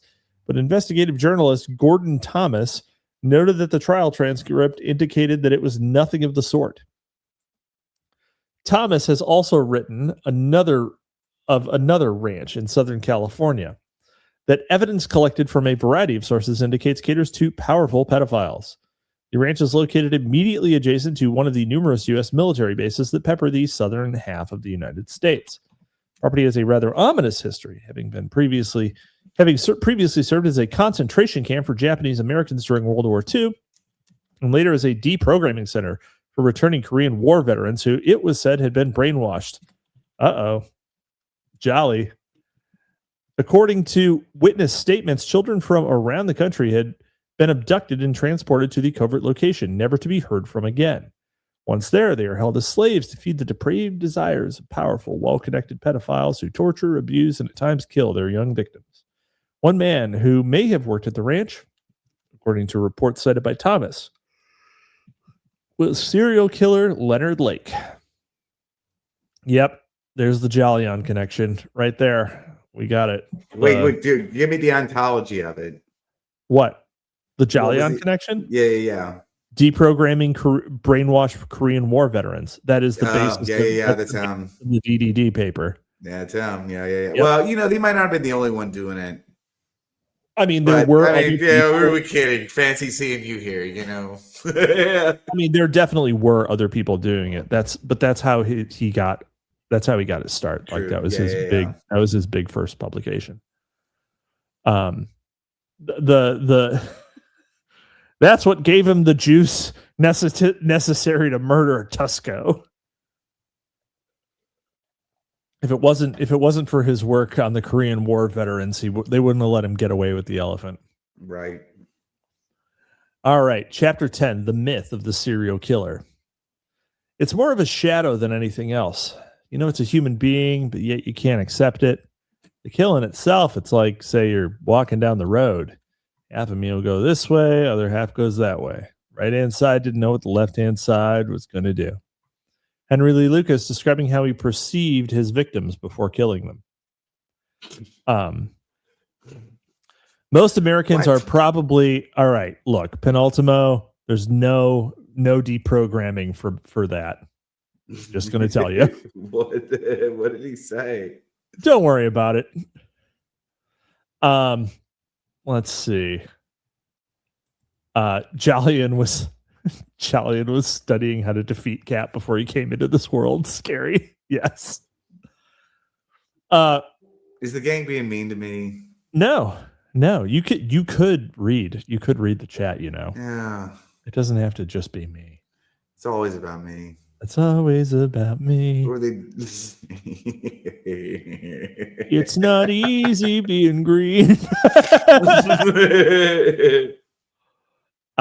Most Americans are probably familiar with what is considered the classic serial killer profile. This was a notion first put forth by the venerable FBI, which coined the term serial killer and pioneered the concept of profiling in an alleged attempt to understand the phenomenon of mass murder. It appears to be the case, though, that the concept of the serial killer profile was put forth largely to misinform the public. What a sick job. Total awesome gig. In the case of Henry Lee Lucas, few, if any, of the elements of the serial killer profile apply. For instance, serial killers are said to act alone, driven to do so only by their own private demons. So far removed from ordinary human behavior are their actions that they would not, indeed could not, share their private passions with others. In Henry's case, this is a patently false notion. It has been officially acknowledged that Lucas worked with not just one, but at times as many as 3 accomplices. As previously noted, Toole's preteen niece and nephew were frequently brought along to witness and at times participate in the crimes of Henry and Otis. It is also claimed that the serial killers target a particular type of victim, similar in age, gender, race, hairstyle, attractiveness, and other physical attributes. Again, in Henry's case, this simply does not fit the known facts. Henry's victims, in fact, had little, if anything, in common with one another. The victims' ages ranged from childhood to the elderly. Both genders and all races were also well represented. As Lucas himself once stated, there's been a mixed breed of people as far as the killings themselves. It is further claimed that serial killers follow a readily identifiable modus operandi, means of obtaining victims in the trajectory of their crime following a well-defined pattern. Again, that was clearly not the case with Lucas, whose victims were obtained in a variety of ways, and who inflicted death by a variety of means, including bludgeoning, stabbing, strangulation, shooting, and suffocation. Some were killed in their homes, while others were abducted and taken to remote locations. Some were sexually abused, both before and after death, while others were not. Some were cannibalized. Some were left on display for maximum impact upon their discovery, while others were left so as not to be discovered at all. In other ways as well, Henry Lee, the consummate serial killer, did not even come close to matching the profile of what he was supposed to be. Strangely enough, though, perhaps the most remarkable aspect of Henry Lee Lucas' story is that it is not actually remarkable at all. In reviewing the case histories of more than 24 other alleged serial killers, it becomes readily apparent that few, if any, fit the supposed profile. The victims of the Resendez Ramirez, for instance, ranged in age from 21 to 88 years, with a mix of males and females. The cause of death varied as well, with most being bludgeoned, though one was shot in the head, another stabbed, and yet another had a pickaxe buried in her head. Though not readily apparent, almost all of the weapons used for inflicting death by both Lucas and Ramirez had one thing in common. They are what are termed weapons of opportunity. In other words, they are weapons that were acquired at the crime scene immediately before the murders were committed. Notably, this precisely mirrors the means by which the CIA has historically taught its assassins to kill. A CIA training manual entitled A Study of Assassination advises the would-be killer the simplest local tools are often the most efficient means of assassination. A hammer, axe, wrench, screwdriver, fire poker, kitchen knife, lampstand, or anything hard, heavy, and handy will suffice. All such well, I know what I'd use if you need something hard, heavy, and handy. Although, I guess that would just be the same one every time. Let's see. Availability. All such improvised weapons have the important advantage of availability and apparent innocence. The assassin may accidentally be searched before the act and should not carry an incriminating device of any sort. Of lethal weapon can be improvised at or near the site. This advice has been taken to heart by a good number of serial killers. Let's see. Procure on site, baby. The mafia assassination service known as Murder Inc., the brainchild of the Lansky-Luciano syndicate. You're going to talk to Radlib about them, right? We're mostly interested in the Jews. Meyer Lansky? No, well, I might do that. I'm mostly going to do 18. It's like that's kind of outside my time range. Oh, okay. All right. I don't know how big of a thing he's doing on it. I just know that I'm going on to the later stuff. I mean, the earlier stuff mostly, I think. Understood. Which had extensive connections to U.S. intelligence agencies, had a remarkably similar philosophy. As J. Robert Nash notes in Blood Letters and Bad Men, like most of Murder Inc.'s assassin, Pittsburgh Phil never carried a weapon in case the local police picked him up on suspicion. He would cast about once he had selected his murder spot for any tool handy that would do the job. It should probably be noted here that while we're on the subject, that the man identified as Pittsburgh Phil, whose real name was Harry Strauss, was credited with killing at least 500 people in this manner from the late 1920s through 1940. That is busy as shit. 1920 through 1940, 500. I mean, that's more than one a month. That's wild. I mean, yeah. Wait, 500. Yeah. Wow, that's crazy. That's two a month. No. Yeah, two a month. Yeah, every other week for 2 decades. Jesus. Henry Lee recounts in the Hand of Death that his training by the Hand of Death cult followed the same time-honored tradition. Of course, the FBI assures us that satanic cults and satanic crime do not exist in modern-day America. To put this assertion in its proper context, however, it is important to remember that this is the very same FBI that during the reign of Murder, Inc. and for several decades thereafter refused to acknowledge the existence of organized crime in America. It is also the same FBI that for years ignored and denied the resurgence of the Ku Klux Klan in the early part of the 20th century. Based. The FBI, in other words, has a long this is the history stuff of that I'm. This denying the is the existence stuff I'm of going those in. groups. This is the stuff I'm going to talk about. Devoted to terrorizing American society. Well, because right. the Ku Klux Klan is still just the white counter mafia. The second iteration of the Ku Klux Klan is better described as a white counter mafia. So is the FBI. Are you saying that some of those that work for never mind? Let's see here. Yeah. Self-respecting serial killer. So I recently finished a book by George Bruce. I may have talked about this on a previous episode, but I don't remember, so I'm going to talk about it now. I recently talked about I recently finished reading George Bruce's The Stranglers, which is a history of the extirpation of the Thuggee cult from India by William Sleeman of the British East India Company. Oh, interesting. And the Thuggee were the Thuggee, which means deceiver, like the literal translation is deceiver, were a hereditary Hindu and Muslim cult of Kali worshippers who would travel around India, befriend other travelers, strangle them, dig shallow graves, mutilate the bodies so that they would pack into a smaller like grave site,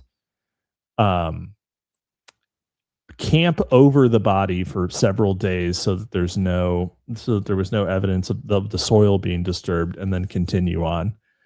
And some of the most prolific Thuggee were credited with having killed 4 digits worth of people. 4 digits. That's a lot. That's a lot, just for one person. It's over 40, 50 years. And I was a Thuggee. My father was a Thuggee. My son is a Thuggee. His father before him was a Thuggee. We're Thuggees till we die. Yeah. Well, yeah. And, but William Sleeman ended up killing literally tens of thousands of them, trying and executing them. But he probably didn't actually completely succeed in extirpating them. And there's some reason to believe that there are still hereditary Thuggee out there. And I actually think there's some evidence that they're active, at least in Canada. But they're active among truckers now. So what are they doing? They're robbing people. It's theft. It's theft. They sacrifice you to their demon god Kali and take your shit. So, yeah. Also, but one of the challenges that he had when he was trying to wipe out these this cult was essentially that the British government didn't believe that anyone could be so insane as to do something like that first, and then once convinced of it, they were like, Well, but they're not killing our people. They're just killing each other, right? Because they didn't kill the British because it was too risky a target.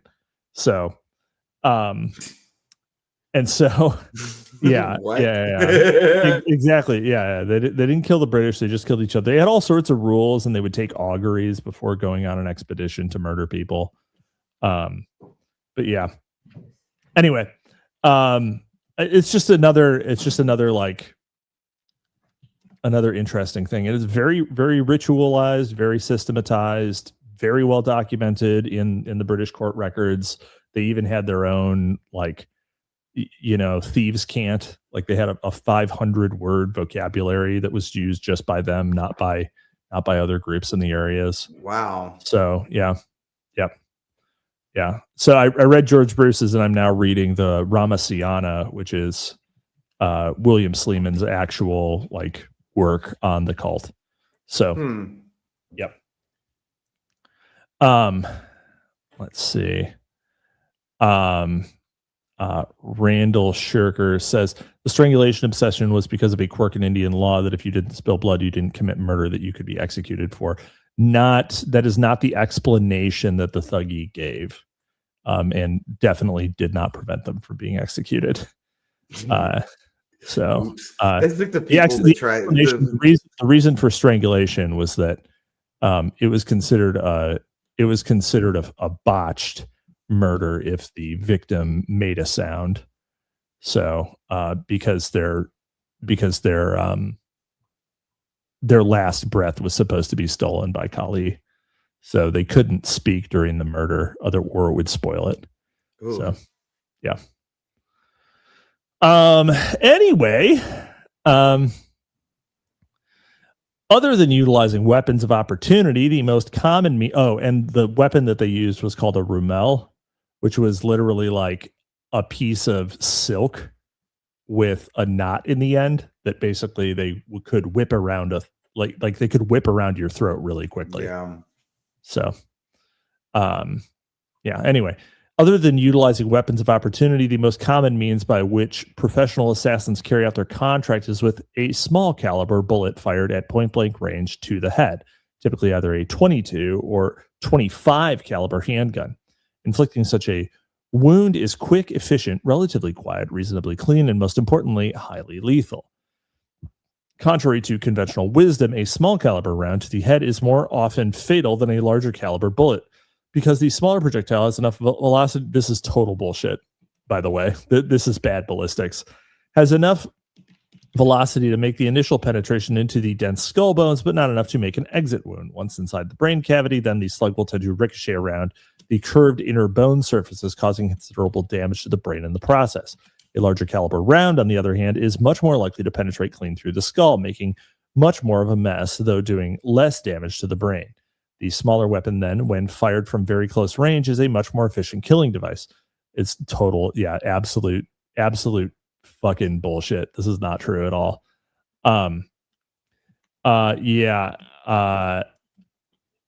So a much more efficient killing device, such weapons are also very easy to conceal and are easiest weapons to silence. Those things are true. Such weapons are also very easy to conceal, easiest weapons to silence, and even without a silencer, the report from a 22 automatic is 22s are pretty fucking quiet. A subsonic 22 is quieter than is in most cases quieter than a suppressed 9mm. Yeah, I mean,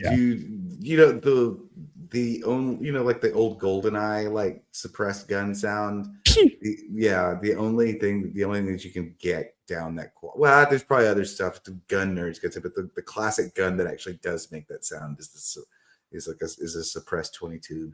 Well, nowadays, now like a subsonic suppressed 22 or some shit like that. Now that the NFA stuff is done and you don't need you don't need a tax stamp, it's going to be a lot easier for companies to make integrally suppressed firearms. Yeah. And an integrally suppressed firearm is even quieter, right? Because normally Normally suppressors are just suppressing the sound of, coming from the barrel, which obviously is where the majority of the sound comes from. But if it's integrally suppressed, then you can sort of wrap the entire thing in. The whole design can be like cohesively designed to decrease the loudness produced by it. So, maybe we'll get there. Maybe we'll get there with 22s. Maybe we'll get some actual pews. But you're never going to get there with like a 45 or a 9mm. Especially on a generation raised on a steady diet of sensationalized and highly stylized violence in the media, where every gun sounds like a cannon. A small caliber gun report can easily be mistaken for any number of everyday big city sounds, like a small caliber gun report. Like. If you live in a city and like are the member of a local Facebook group or something like that, it's just all like, was that fireworks or gunshots? That's me every night. Yeah, no shit. Yeah, it's like, well, you can tell by the pattern, right? Yeah, you can tell by the pattern. But a couple blocks away, the actual sound itself is very difficult to disambiguate. Yes. Yeah. There is another reason that these are not often the weapons of choice for contract hits, or that these are often. Small caliber slugs, particularly those from a 22, are virtually impossible to trace or match up to any particular gun. Unfucking true. Yeah, I was gonna say this is one of those myths that you get from people who like, Actually, a fucking rimfire tend to have like very unique patterns that they leave on the shell casings. Yeah. Virtually impossible to trace to match up with any particular gun. Literally millions of 22 caliber weapons are in the homes all across the country, and it is far and away the most popular mass-produced ammunition. Okay, that's true, but a 22 caliber bullet that is punched through the skull and careened around the skull cavity is virtually guaranteed to be deformed to such an extent that the ballistics match will be impossible. Matching a flattened slug dug out of some victim's head to any particular gun is then something akin to finding the proverbial needle in the haystack. Well, okay, but that's not like, they're not matching the bullets themselves. They're matching the markings on the casings usually. Yeah. Matching for this reason and for those previously cited, a small caliber contact wound to the head, usually to the side of the head, has long been the mark of a professional assassin. That is so dumb. Like, let's see. Vulpes Persona. Are there any multi-barrel single shot 22 platforms like a rimfire shotgun? I mean, theoretically, that sounds really funny. There's probably some sort of weird over under like break action 22 thing. I'd be shocked if no one's ever made a break action like over under 22, like for like small game hunting or something like that. Yeah. Seems totally reasonable. You could make that shit real cheap. Yeah. Let's see. It is a most remarkable fact, then, that the vast majority of victims of serial killers profiled herein were killed either by means of a weapon of opportunity or they were shot in the head with small caliber weapon, execution style. And far more often than not, there is no specific type of victim that is targeted, nor is there a pattern as to how the killings are carried out. Take, for example, the other serial killing Ramirez, Los Angeles' famous Night Stalker. Most of the Night Stalker victims were killed with contact wounds from a small caliber handgun to the left side of the head while they slept. Both 22 and 25 caliber weapons were used. The remaining victims were bludgeoned or stabbed to death with household items, including a hammer and a lamp and vase. Some of the victims were mutilated to varying degrees, including 2 that were hacked with machetes. Others were subjected to electrical torture. Their ages ranged from young adults to a pair of octogenarians, with both men and women well represented. And there was certainly no discrimination shown as to the race and ethnicity of the victims. In what were dubbed the Sunset Strip murders, also in Los Angeles, the victims were also dispatched with a 25 caliber contact wound to the head, except for one victim who was shot in the chest and sliced open. Two of the victims were also beheaded. One of the dead, who had likely been an accomplice, was male, with the rest females of various ethnicities. Yeah. Let's see. Johnson 30-6 says no smash bullet could be matched to a barrel. That's a myth useful for deterrence and prosecutors. Yeah, absolutely. It's just fucking not true. Procrust says lol, it bounces around in your brain. Real FUD lore hours. Yeah, that's so true. Randall Shirker at no guns. Yep. That was God. You know who's singularly responsible for introducing that particular piece of false information to the modern millennial psyche is Max Brooks. Really? Max Brooks, because he included it in World War Z. Oh yeah, right. Like it was like there's like a whole chapter about this, and it's just it's just obviously not true. Like whatever. All right, Santa Cruz's Herb Mullen must surely have been, if he was actually guilty of the murders attributed to him, the most creative serial killer in the annals of modern crime. The crown is in the gutter, fellas. The seemingly randomly assembled set of crimes credited to Mullen stands as perhaps the most ludicrous use of the term serial killer on record. His first victim was a homeless man beaten to death with a baseball bat for no apparent reason on a lonely stretch of road. I mean, I can think of a reason. You know, this stretch of road doesn't seem so lonely after all. The next was a girl who was repeatedly stabbed, then sliced open, mutilated, and generally made a mess of, in what most people would think of as a typical serial killing. The next 5 victims were all killed in a single night at 2 different residences, both occupied by known drug traffickers and their families. In one house, all 3 victims, 2 of whom were children, were shot once in the head with a .22 and stabbed a few times for good measure. At the other home, a slightly less professional job was done. The 2 victims at that address, who were close friends of the victims at the other crime scene, were shot multiple times with a .22 in various parts of the body and then stabbed. The next 4 victims were a group of teenage boys on a camping trip, who were each shot once in the head and multiple times in the body. Interestingly enough, the boys had their own .22 caliber rifle within arm's reach of where they were killed.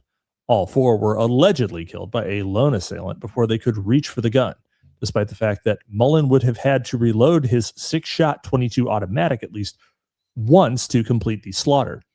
Following the massacre, that is a tiny ass.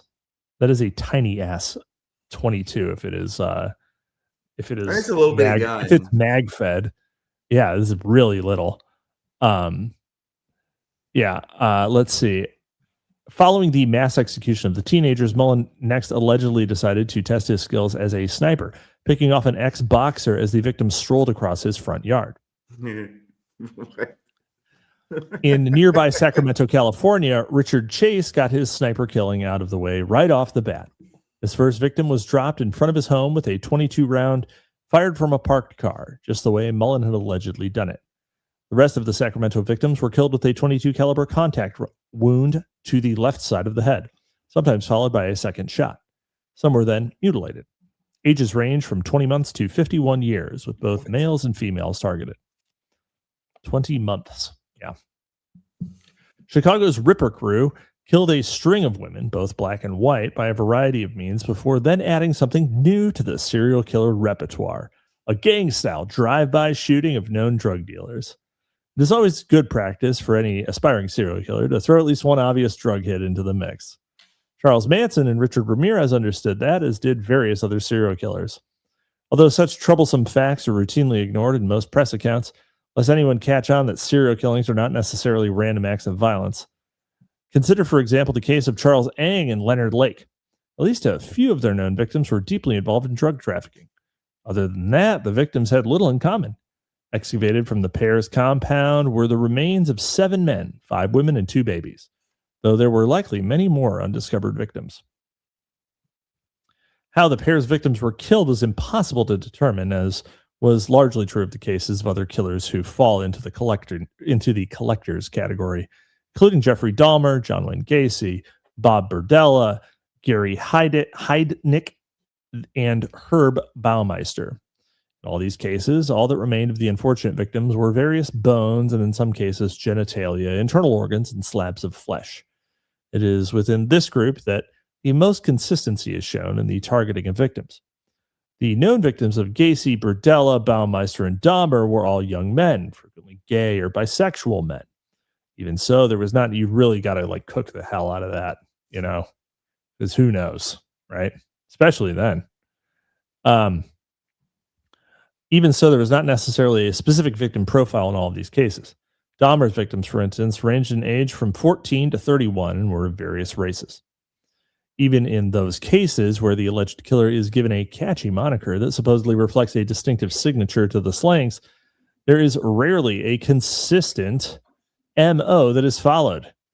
The victims of the Boston BTK wasn't found when, I don't think BTK had been caught yet when this book was written. Yeah, this was written in 2004, and so BTK I think was in the early 20-teens. God, was it that? Yeah, that's right. Yeah. Well, let me double check that real quick. Let me double check. I remember when this happened, so it's before my blackout, you know. Okay. It's before going dark. Before my repressed childhood. Wow, actually, so it was before, but it was he was caught in 2005. Yeah. So this book was written before. Let's see. The victims of the Boston Strangler, for instance, ranged in age from 19 to 75, were both black and white and varied considerably in physical attractiveness. The last one's a little bit of a value judgment, isn't it? They were not, contrary to popular mythology, all strangled in the same manner. In some cases, it was done manually, and others with ligatures acquired at the scene. In addition, some were stabbed, mutilated, and or sexually assaulted as well. Most of them were left on display. The one was discreetly covered with a blanket. In the other Strangler case, Los Angeles' Hillside Stranglers, victims ranged in age from 12 to 28 and varied considerably by height, weight, race, skin tone, and hair color. In addition to strangulation, various other techniques were utilized, including electrocution, lethal injection, and lethal gas. All methods improvised with materials at hand, and strangely enough, all methods used by the state to perform judicial executions. Though Edmund Kemper was dubbed the co-ed killer, his victims were definitely not all co-eds. Two of them were his grandparents, and another was his mother. Yet another was several years too young to be a co-ed. His victims were killed with a combination of point-blank bullet wounds to the head and stabbing, strangulation, suffocation, and bludgeoning with weapons of opportunity. In the case of Ted Bundy, it is frequently claimed that all of his purported victims were remarkably similar in appearance. Many of the books chronicling Bundy's alleged exploits reinforce this notion by including a carefully selected set of photos of these slain women who did resemble one another to a limited degree. This is going to be your MO, Sandbatch, by the way. I think, oh my God. They're all Sandbatch 10s. Overall, though, the victims varied widely in height, weight, build, attractiveness, hair color, and style, and various other physical attributes. As for the manner in which they were abducted, but they all had that certain je ne sais quoi. Don't you agree? Don't you agree they had a certain characteristic that just made them really murderable? As for the manner in which they were abducted and killed, that is largely a matter of speculation. Many were never found, and those that were, frequently only the skull was recovered. In those cases where the cause of death could be determined, it was by means of weapons of opportunity. In the infamous attack at the Chi Omega sorority house, for instance, the crimes were committed with Ted Bundy. Were committed with a club acquired immediately before entering the property. He was going nuts. He was going nuts at this point. He was going clubbing with some sorority girls. Yeah. Dude, you remember that this is an SNL bit from like the Zoomers in the crowd would be too young to even remember this one. But there was an SNL bit called Brian Fellows. It was Tracy Morgan. He played this Brian Fellows. Bring me that one. And I remember it's just it was Jack Hanna was on, and he had a baby seal. Tracy Morgan was like, "Does your seal like to go clubbing with Eskimos?"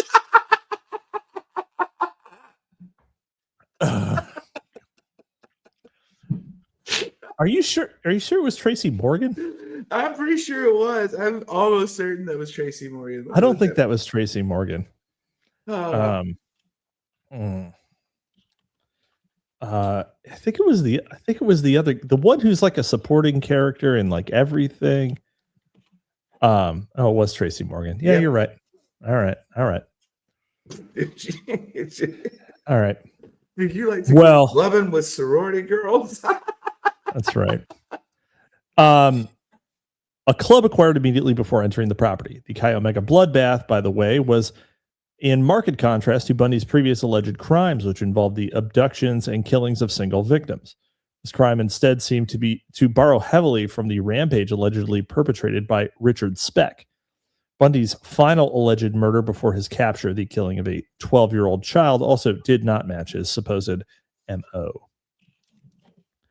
As for Richard Speck, he showed no consistency in the means by which his victims were killed. Other than that, all died from wounds inflicted with weapons improvised at the scene. Death came by way of various combinations of strangulation, stabbing, slashing, and breaking of the neck.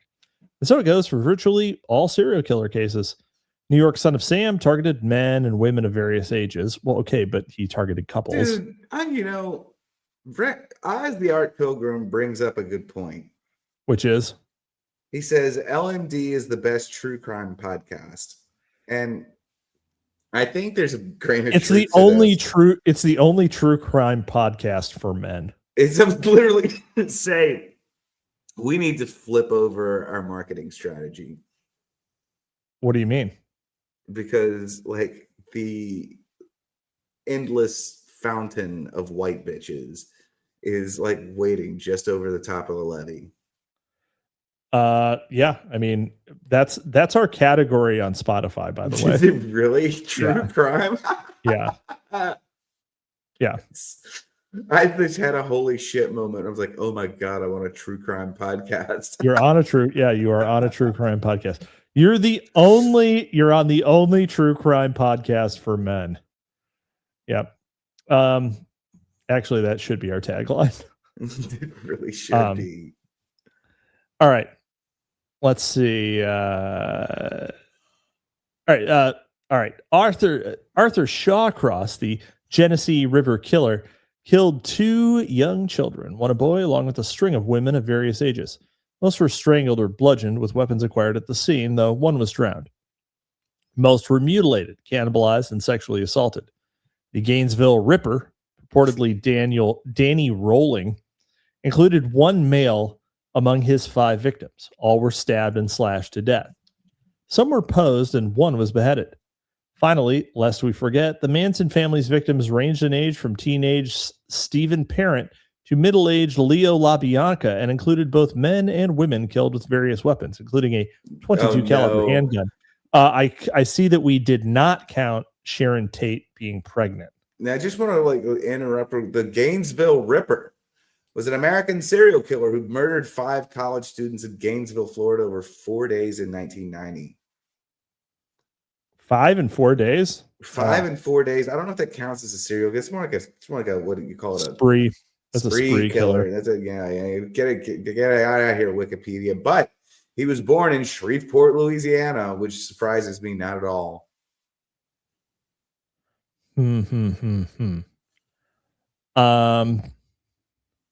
Let's see.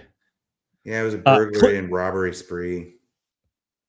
Clearly, then, there are any number of serial killer cases in which there is no defining modus operandi, in which the deceased don't fit any kind of specific victim profile. In fact, it is difficult to find a case study of any serial killer who does leave a distinct signature at each crime scene. And what of the notion of the serial killer as a lone predator? Was Henry and Otis's partnership an aberration? Not at all. There are any number of serial killer cases where it is officially acknowledged that there was more than one perpetrator. The Manson family, of course, is probably the most well-known case of multiple perpetrator serial killing. Less well-known is the case of the Ripper Crew in Chicago in the early 1980s. Described by authorities as a four-man satanic cult, the Rippers, led by charismatic Robin Gecht, allegedly killed as many as 17 women in as many months. Then there was the case of Charles Ang. Though Ang was the only one to stand trial for the series of killings in Northern California, it is acknowledged that the crimes were committed with the assistance of Leonard Lake, who committed suicide upon his arrest. And evidence strongly suggests that there were others involved as well, most notably Lake's ex-wife. Interesting. The Foyds always get away with it, don't they? Yeah. Many other serial killers have worked in pairs, including the Hillside Strangler team of Kenneth Bianchi and Angelo Buono. Working the same Los Angeles area turf just 1 year after the Stranglers were stopped was the team of Roy Norris and Lawrence Pliers Bittaker. Whoa.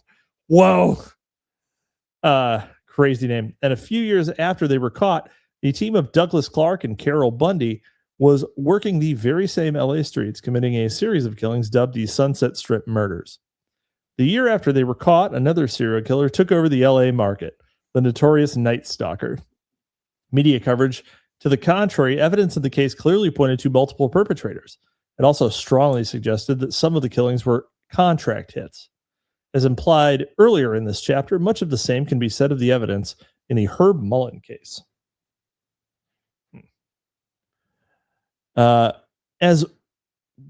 As will be seen as we take more in-depth look at our illustrious roster of serial killers, evidence almost always indicates multiple assailants. With very few exceptions, that evidence is routinely ignored, or rather improbably explained away by law enforcement authorities and those who chronicle the exploits of high-profile criminals. Maury Terry, as previously mentioned, has done an excellent job of arguing the case that the Son of Sam killings were carried out by multiple cult members, despite the media portrait of David Berkowitz as the proverbial lone killer. Well, he had a dog. Susan Kelly has likewise done a great job of exposing the Boston Strangler killings as the work of several killers. Even before the release of Kelly's The Boston Stranglers, there has been a long speculation that the killings were not the work of one man. Most of the officials involved in the investigation, in fact, never believed that a single killer was responsible. The 8 members of the psychiatric panel convened to develop a profile. 7 believed there were at least 2 perpetrators. Even in those cases that seem to come close to matching the classic serial killer profile, such as the John Wayne Gacy and Jeffrey Dahmer cases, there is a compelling case to be made that there were others involved. That evidence will be examined in later chapters. First, we will look at the cases of 2 high-profile alleged serial killers and mass murderers who were said to have acted alone. The first is a very recent case, that of Yosemite killer Cary Stayner. The other dates all the way back to 1966. Dude, there's a lot more of these things. What? There's a lot more of these things than I thought there were. What, serial killers? Yeah. Oh, yeah, shitload. Richard Speck allegedly went berserk in a home filled with young nursing students in Chicago, becoming the first mass murderer of the television age. There are a lot of them, and I mean, that's why it's so weird that they dropped off so much recently. Yeah. Chapter 11. Lone nuts? I must have done it if everybody says I did. Richard Speck. That was profound, a very feminine thing to say, Richard. Yeah. Isn't it? You know, it's just social proof.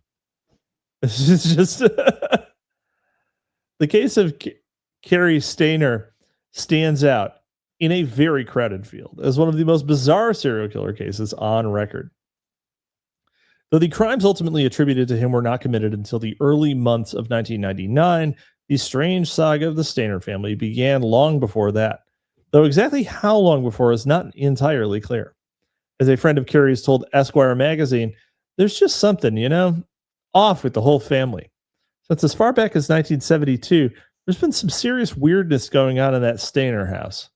On December 4th of that year, Cary's younger brother, Stephen, was reportedly abducted by a male pedophile working with an accomplice who proceeded to hold him as a sex slave for more than 7 years. Holy shit. Wow. crazy to actually get out of it. Yeah. Randall Sugar, all I got is that the Cropsey case is rather weird, given how that entire case was said to be an urban legend until he was caught.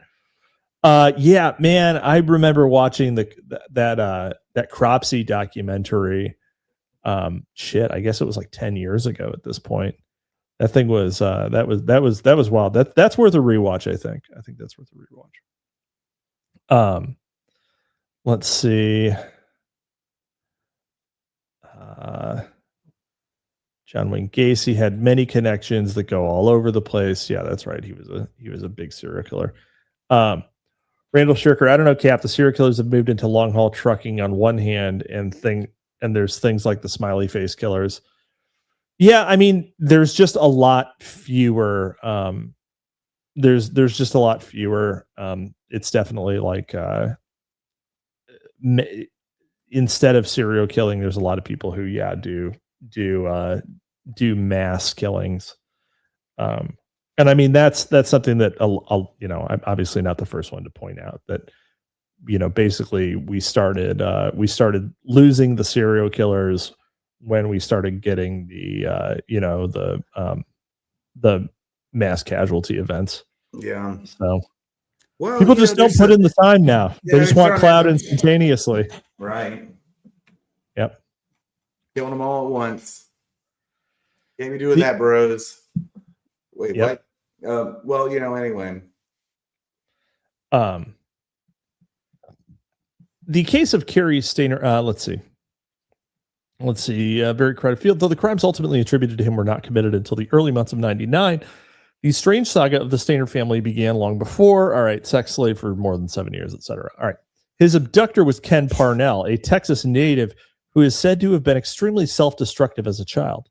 He had reportedly damaged his eyes by staring into a bright light, attempted to pull his own teeth out, set numerous fires, and attempted suicide on a number of occasions.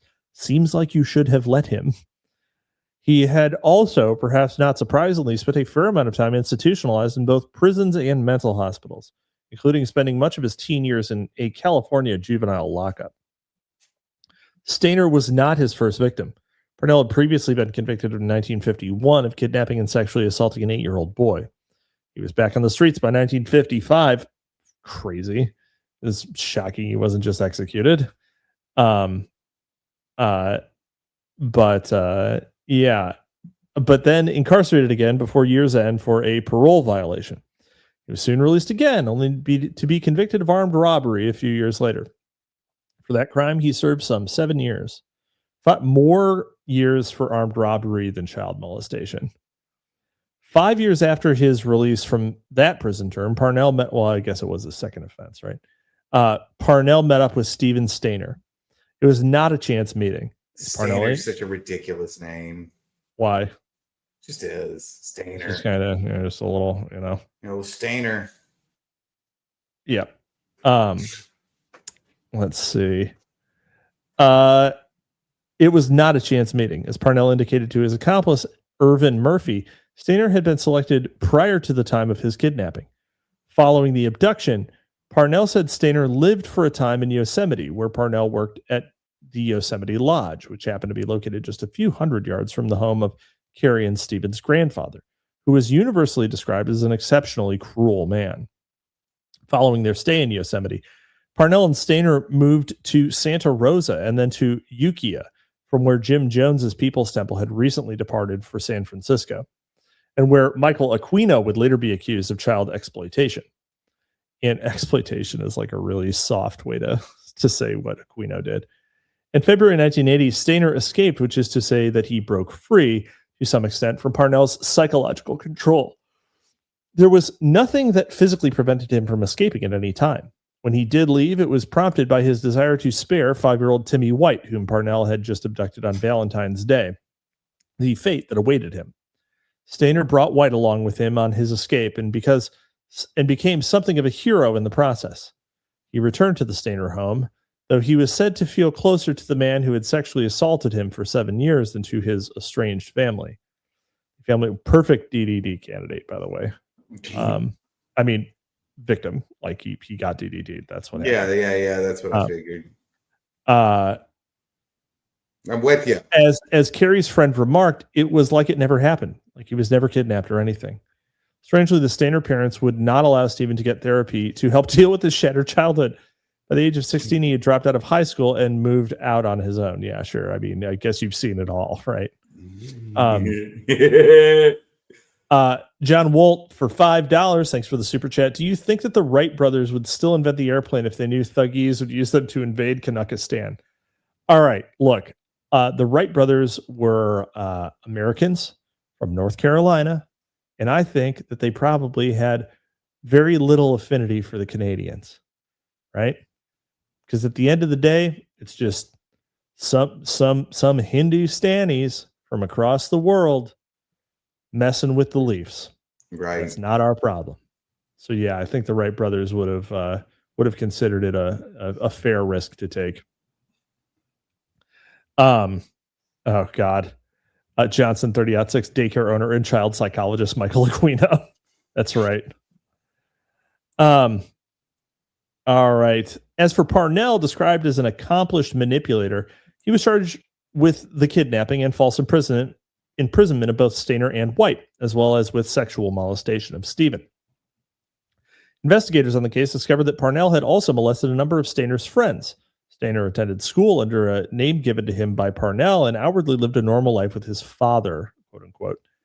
One of Stephen's friends reportedly served as Parnell's accomplice in the White abduction. Also discovered was that Parnell was fond of taking Polaroid photos of his captive sex slave and possibly other victims as well. For unexplained reasons, his bail was set at just $20,000, which allowed him to walk free after posting a mere $2,000 bond. He was tried in separate proceedings for the crimes committed against White and Stainer. Parnell was convicted in both proceedings, but he received remarkably lenient sentences for his crimes. For the multitude of offenses he committed against Stephen Stainer, he received just a 20-month sentence. You can kidnap a child for 7 years and use them as a sex slave and be in jail for less than 2 years. Yeah, I mean, that's the way it works. What the fuck? What the fuck? Things were relatively quiet. I can't explain anything. What? If there's one thing my tenure on this illustrious panel has proven to me, it's that I don't understand anything.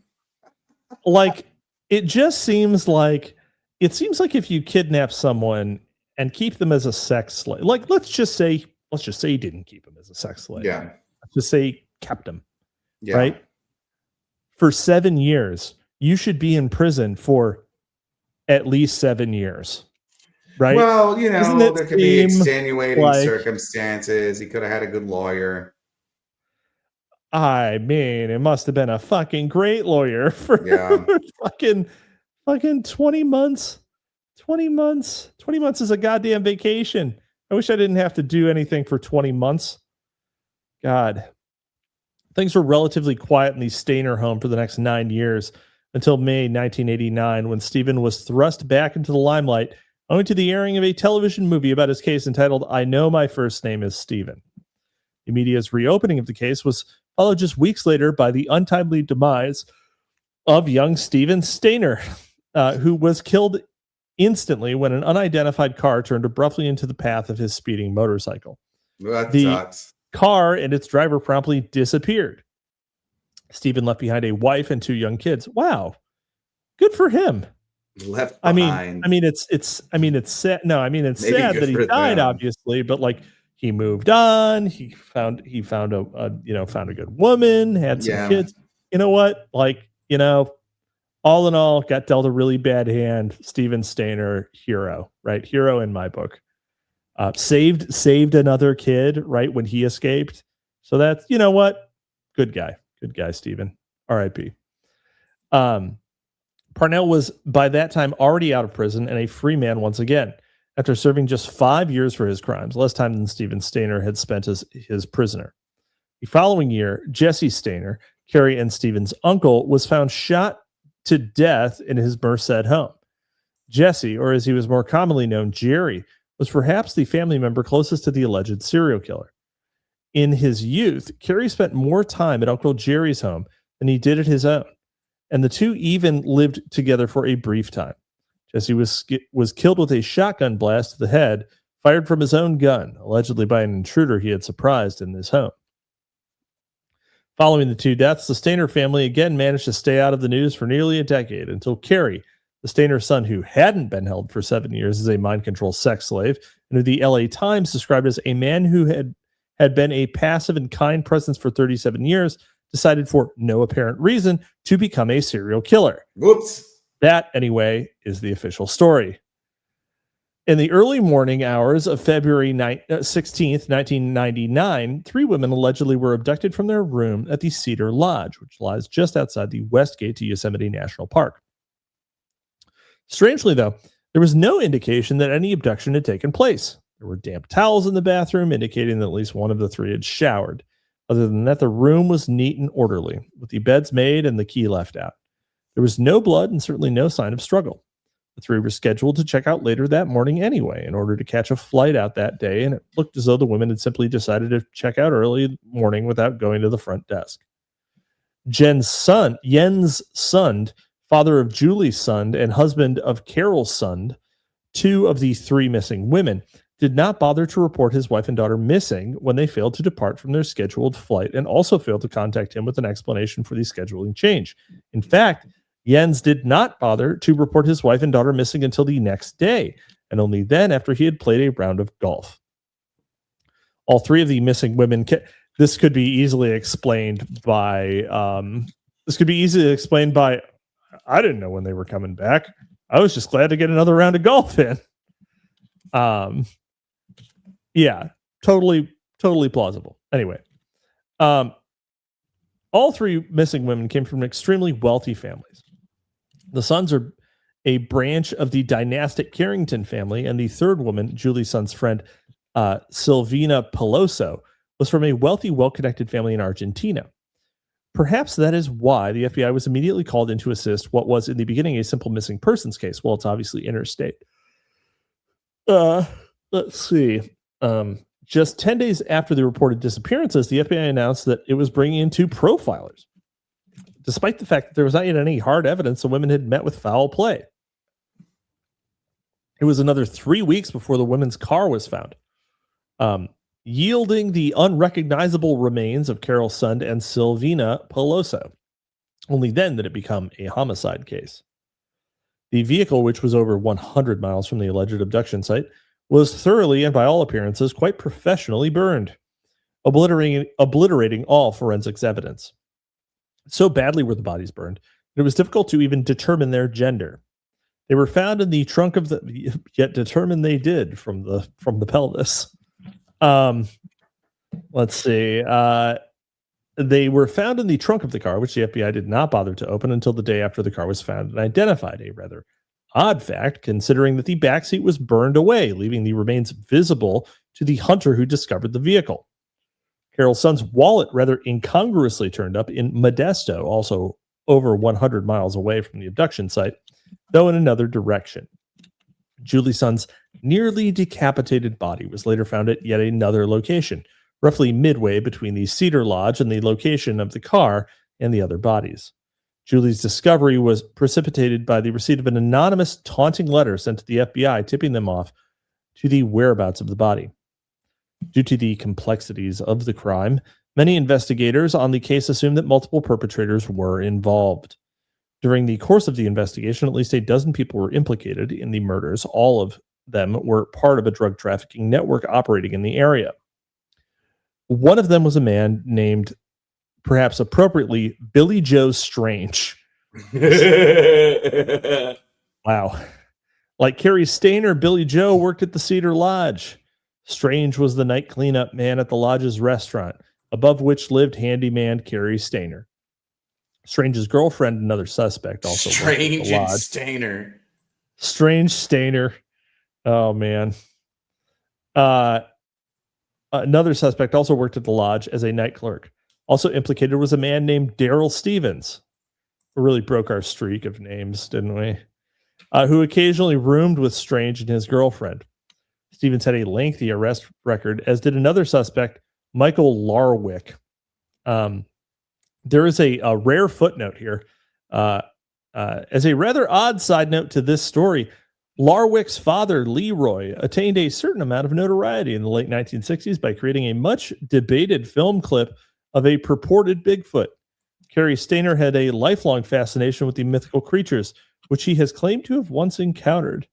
Interesting. Leroy Larwick Bigfoot footage. We're going to have to see if we can jamie that up.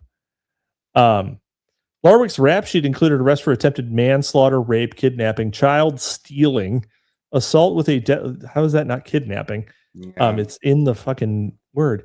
Assault with a deadly weapon and various drug offenses. When police came to arrest Larwick, he led his would-be apprehenders on a high-speed chase, in which one officer was shot before barricading himself in a house and initiating a 14-hour standoff. He was eventually driven out with tear gas. He was brought to court for arraignment. The courtroom doors were locked to the press and public. This was improbably claimed to have been an accidental oversight. Jeff Keeney, another suspect in the women's murders, also led officers on a car and foot chase, leaving a trail of drugs in his wake.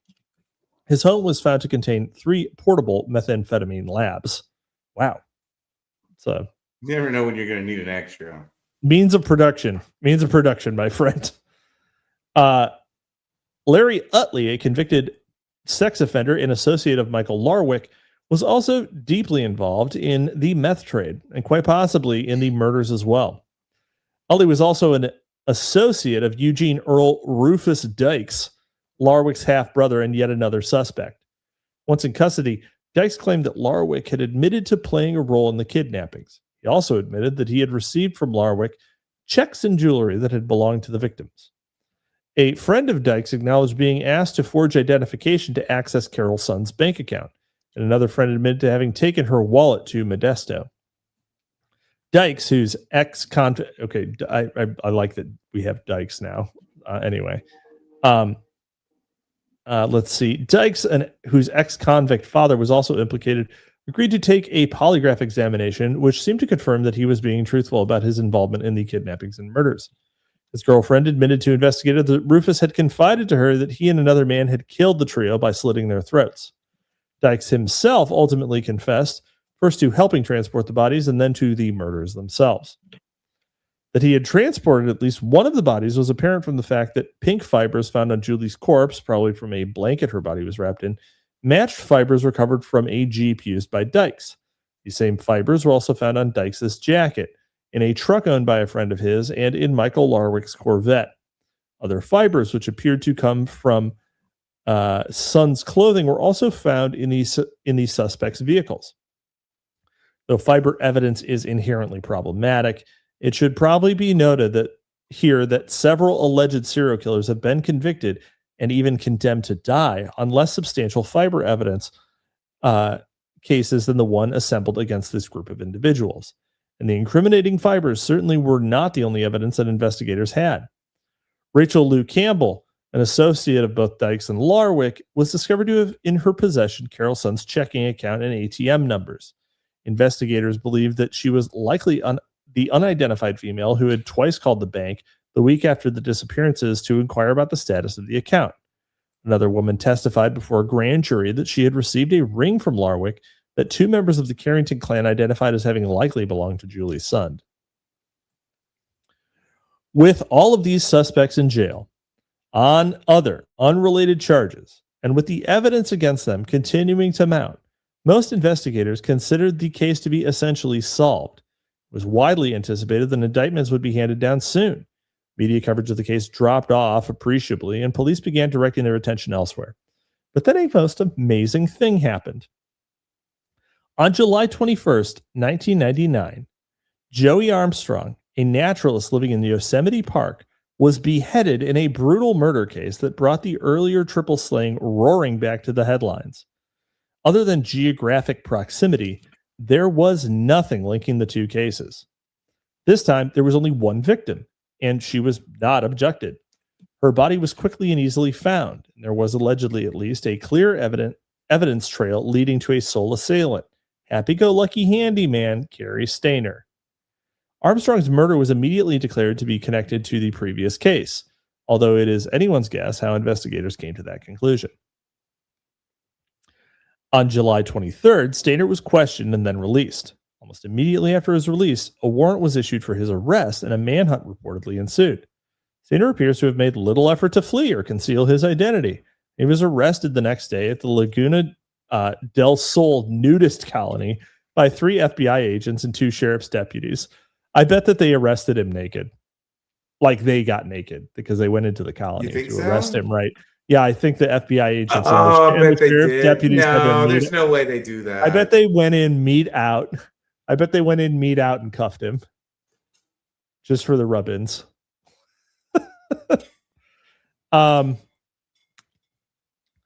Let's see. Waiving both his right to an attorney and to remain silent. He said he is said to have promptly launched into a full confession, reportedly in a detached, emotionless voice.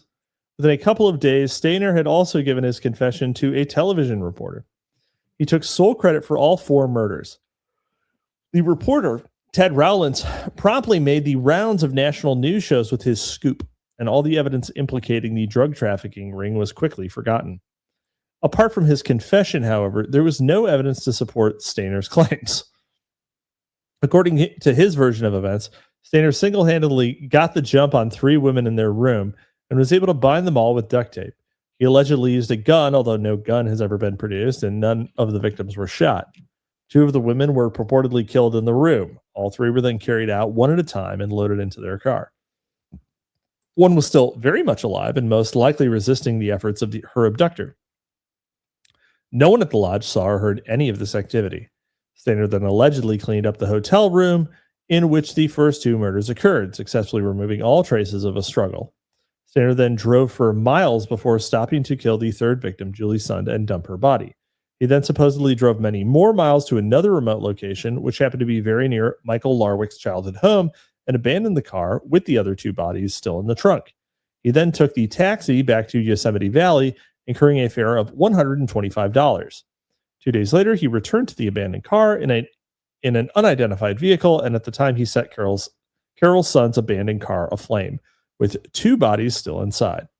After that, he allegedly drove to Modesto to dump Sund's billfold, which for some bizarre reason he did not destroy with the rest of the evidence in the fire. Even with this rather convoluted story, authorities have not been able to explain away all the incongruous evidence. For example, the taunting letter sent by the killer revealing the location of Julie's body was sealed with someone else's saliva. The FBI reluctantly acknowledged that DNA tests verified that fact. Spokesmen for the Bureau had an explanation, however. Their theory was that Stainer had tricked an unsuspecting male into supplying the saliva to seal the envelope. How exactly that would be done is left to the imagination. That's totally viable. I mean, I would. Hey, buddy, lick this. Yeah. Would you trick some? I'm never going to lick an envelope if you ask me to. This is what. What's this? What's in this envelope? You gotta see shit like that coming. What's in this envelope that I'm licking? Oh, a taunting letter to the police about a murder I committed. No, yeah, you can find some. Of course, it's all dead now because nobody. First of all, I mean, everybody uses those pre-sticky envelopes, but oh yeah, no kidding. I mean, this is viable. I love how you're eating a sandwich right now. It's a burrito. That's basically a sandwich. Amigo. A burrito, amigo. Yeah. Let's see. Tricked an unsuspecting male. Kerry had initially given an alibi for the night of the murder. He said he had been visiting a female friend. The woman in question confirmed that fact. Then there was the rather troubling fact that evidence strongly indicates that the women were not killed that morning at the lodge, but later in an unknown location. That, needless to say, cast serious doubt on Kerry Stainer's confession. Any number of credible witnesses came forward, or at least attempted to come forward, to attest to the fact that the 3 were very much alive long after the time they were allegedly killed. A private investigator working on the case discovered credit card slips for purchases Carol made at the Yosemite Lodge, former employer of Ken Parnell, after she allegedly disappeared. Carol had signed for the purchases. Had signed for the purchases. Yosemite Valley's postmistress reported selling stamps to the trio on February 16th, many hours after they had allegedly been kidnapped and killed. In Sierra Village, far away from the Cedar Lodge and very close to where Carol's car was later found, at least 3 witnesses reported seeing the women that afternoon. A gas station owner remembered selling them gas, and a gift shop owner remembered them stopping in her place of business as well. Both of them attempted to contact the FBI. One failed to get through despite several attempts, and messages left by the other went unanswered. The Bureau later reluctantly acknowledged that there were several credible sightings of the women, not just on February 16th, but on February 17th as well. When exactly the women disappeared remains largely a mystery, as does why the women changed plans, if indeed they did, without contacting friends or family. They were almost certainly not killed in the early morning hours of February 16th by Carrie Stainer or anyone else. One witness claimed that Julie was kept alive for several days, during which time she was held in a Modesto home and repeatedly raped. The relatives of a man found drowned in early April of 1999 claimed that the drowned man had witnessed the assaults on Sund in Modesto. There was never any question that the Sund and Peloso killings were the work of multiple assailants. As Nick Rossi of the FBI said early on, the assumption is that more than one person is involved. James Maddock, the FBI's lead investigator on the case, added that they were operating under the assumption this was a very difficult crime for one person to commit. Nevertheless, on September 6, 2000, Stainer and his defense attorney accepted the terms of a federal plea bargain agreement that had the unmistakable stench of a cover-up. Stainer professed his sole guilt in the death of Joey Armstrong and was sentenced to life in prison without the possibility of parole, though he was spared a death sentence. The guilty plea eliminated the need for a highly publicized trial, and the agreement contained a very unusual provision. After entry of judgment in this case, until his death, Stainer will not speak to anyone, write to anyone, or communicate to anyone about the death of Joey Ruth Armstrong. No one, in other words, will hear Stainer's side of the story ever. So what happens if he? If he just fucking starts talking? Does his plea bargain goes away and they double jeopardy him? I guess makes sense. The federal courts were done with Stainer, but the state of California still had the option of prosecuting the triple murder. 2 years later, it decided to exercise that option. The state was presided over by Judge Thomas Hastings, who had earlier reigned over the Richard Allen Davis and Polly Klaas case. Dude, California's kind of based sometimes. No, is it? They still have death penalty on the books. I mean, sure. Maybe they don't anymore. I'm sorry. Stainer was represented by Marcia Morrissey and Michael Burt, a San Francisco-based attorney whose clientele had included Richard Ramirez and Charles Ang. As the Los Angeles Times reported, this defense team conceded from the beginning that Stainer had killed the three tourists. It is not generally a very effective defense strategy, but it is one that is employed in a number of serial killer cases. The Times also noted that while the case had at one time received massive press coverage, well, what are you going to do if your client is like fucking confessing? Like what are you going to do? Yeah. I mean, you're not gonna make any more money. You gotta hit some shit. We're not gonna make any more money off this. The Times also noted that while the case had at one time received massive press coverage, the criminal court fight has trundled on in front of scant spectators and only a handful of newspaper reporters. The trial consisted primarily of mental health professionals detailing for the jury Carrie Stainer's troubled childhood. These witnesses described a family tree littered with relatives who suffered from mental illness, including depression and pedophilia. Do not like pedophilia being cast as a mental illness. I was going to say, did you suffered from? Was that the language? Yeah, do not like that. Yeah, not a fan of that. They spoke of a family that considered displays of emotion to be taboo. They talked of Carrie in his youth being molested by his uncle. They discussed Carrie's fondness for child pornography, which he bartered with his FBI interrogators for in exchange for a full confession. Well, that is a wheeler and dealer, isn't it? Wait a minute. Holy shit. Yeah. What the fuck, FBI? Damn. This is not. Yeah. Well, number one, unfucking believable, right? Like he bartered with the FBI for CP in exchange for a full confession. Yeah, I'll say I killed him. Just give me some, like, something for the spank bank.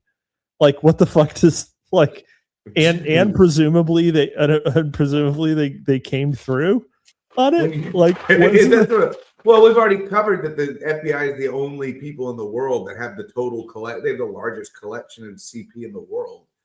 How many, of course they have it. You think there are working at the FBI? Look, yeah, of course. I mean, of course they have it. I'm not doubting that they have it. I'm saying that they made the deal and presumably followed through if he carried through on his side. I'm just saying. Yeah, like that's the implication. All right. They said that he had suffered from obsessive compulsive disorder his whole life and had taken psychiatric drugs in the 1980s. OCD does not result in homicides. And said that Cary Stayner suffered from uncontrollable violent impulses. If so, then only the 4 victims had ever seen that side of him. To everyone else, he seemed to be a gentle soul. A local nudist and naturalist calling herself Sunshine told ABC's 2020 that she had known Cary Stayner for years as a fellow free spirit. She spoke of frequently being alone with Stayner, skinny dipping in secluded spots along the Merced River. She could not recall him ever acting inappropriately and never observed any hint that Stayner might be hiding a dark side. Well, he can already see it all, so what's he gonna, yeah. On August 26, 2002, the jury returned guilty verdicts on 9 separate counts, including the first 3 of first-degree murder and 1 of kidnapping. It had deliberated less than 6 hours. On October 6, 2002, following the penalty phase of the trial, the jury returned with the recommendation that Cary Stayner be put to death. They had again deliberated for less than 6 hours. 3 months after the verdict was rendered, Ken Parnell was arrested in Berkeley, California, after allegedly attempting to purchase a child. How much for the little girl? I want to buy her. If the available evidence in the Stayner case leaves doubts about the sole guilt of the accused, that is all the more true in the case of the infamous Richard Speck. If veteran criminal investigators are puzzled as to how Stayner was able to subdue and control 3 women, then it truly boggles the mind. I can't even do it with 1. Am I right, fellas? Yeah. Oh man. Oh, EL in the chat. You can only purchase a child if you're gay. Damn. Yeah. Damn. It got a lot easier.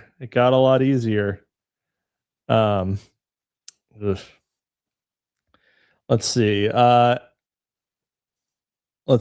Richard Speck. If a veteran, it boggles the mind how one man was able to single-handedly subdue 9 women, bind them all, and then systematically kill all but 1. According to the sole survivor, Cora Amaral, she answered the door in the early morning hours of July 14th, 1966, allowing Speck entry to the house.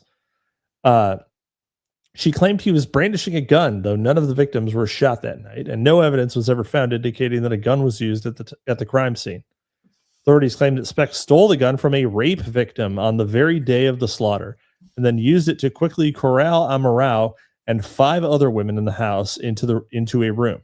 He then proceeded to tear a sheet into strips. Wow. Strong. Which he then used to tie the women up one by one. How he was able to accomplish this while keeping the rest at bay and allegedly while keeping a knife in his hand at all times is wait, a gun and a knife? Okay. He was special. This is a special. He had 3 arms, born with 3 arms.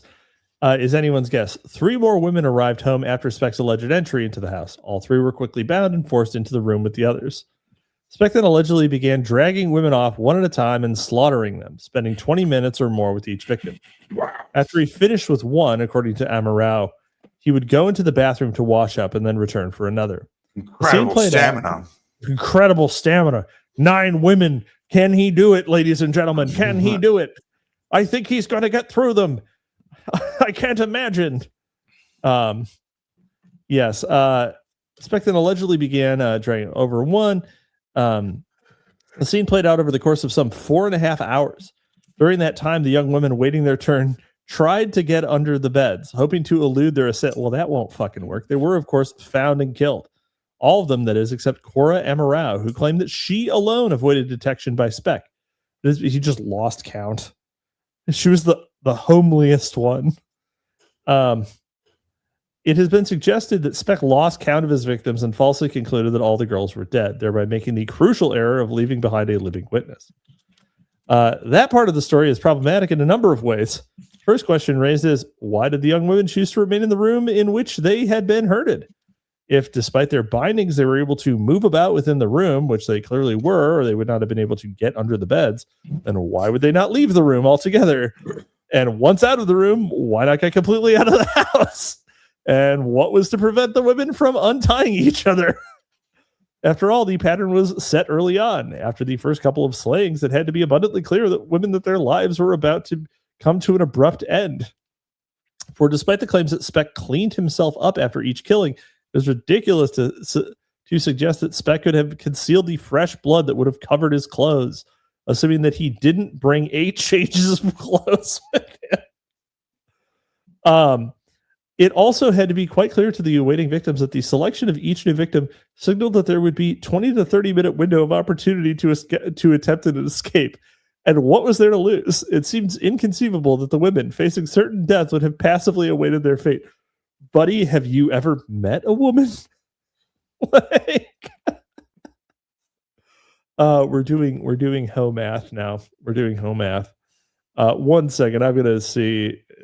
All right. I think we could probably just finish this chapter. But what about the survivor's story? It should be quite clear to anyone that an adult simply cannot avoid detection by hiding underneath a bed. It was amply illustrated by the fact that all but one of those attempting to do so were discovered, and yet one survived. How is it possible that Speck could have searched under the beds to locate the others, and yet failed to see Cora Amarau hiding there as well? And does it really seem likely that Speck was unable to count to 9? Oh my God. If not for the existence of the sole survivor, police investigators would have immediately assumed that multiple perpetrators were responsible for the mass carnage. No theorizing was necessary, however, since an eyewitness was on the scene to provide the unlikely sole assailant scenario that was later refined to become the official story. Interestingly, though, the composite drawing, a crude two-dimensional rendering that was seriously lacking in detail of the subject, was released by police, purportedly based on Amarau's description, did not at all resemble Richard Speck.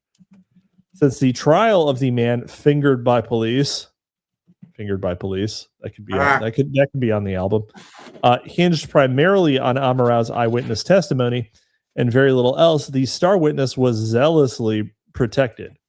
Although if the imprisoned Richard Speck was indeed the sole assailant, then it is difficult to see how the witness was in any danger. Amarau was moved to a resort where 4 guards were posted around the clock. It was held there incommunicado for months while being prepped extensively for the testimony that she was to deliver. Before being hidden away, Amarau allegedly identified the suspect, albeit in the most unusual manner. While Speck was in hospital recovering from a failed suicide attempt just days after the killings, Amarau was allegedly sent into his room dressed as a nurse to get a good look at the suspect. From this encounter, she positively identified Speck as the killer, leaving aside the obvious fact that this was a brazenly illegitimate means of identifying a suspect, one which would have invalidated any subsequent attempts by Ms. Amarau to pick Speck out of a police lineup.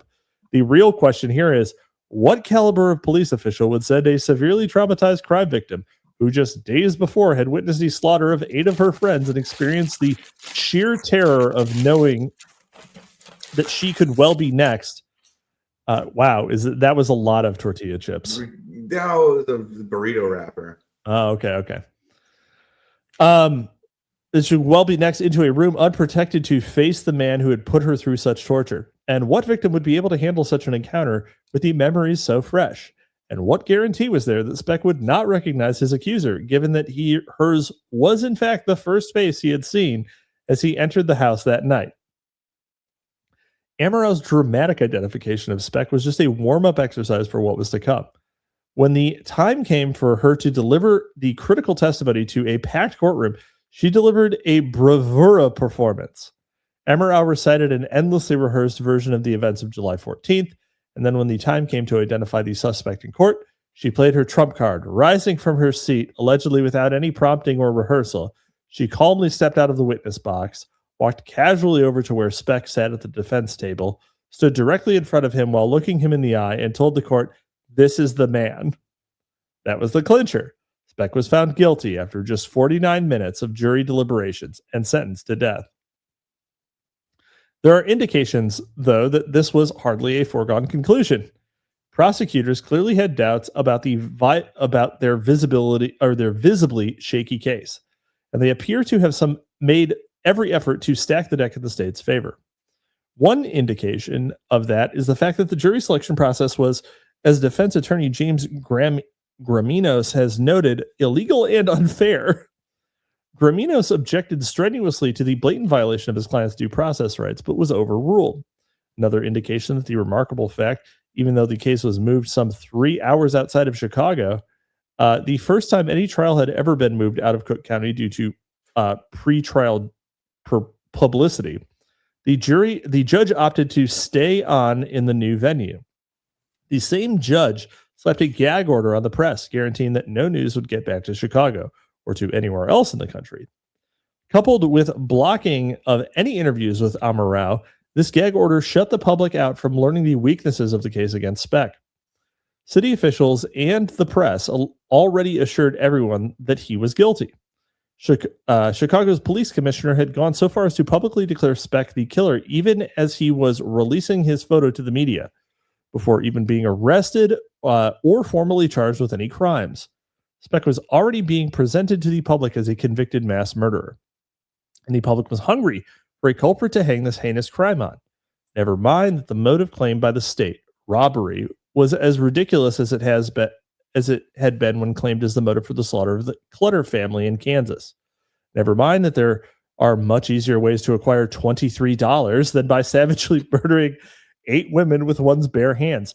It's $23, Michael. How hard would it be to acquire? Savagely murdering 8 women with your bare hands?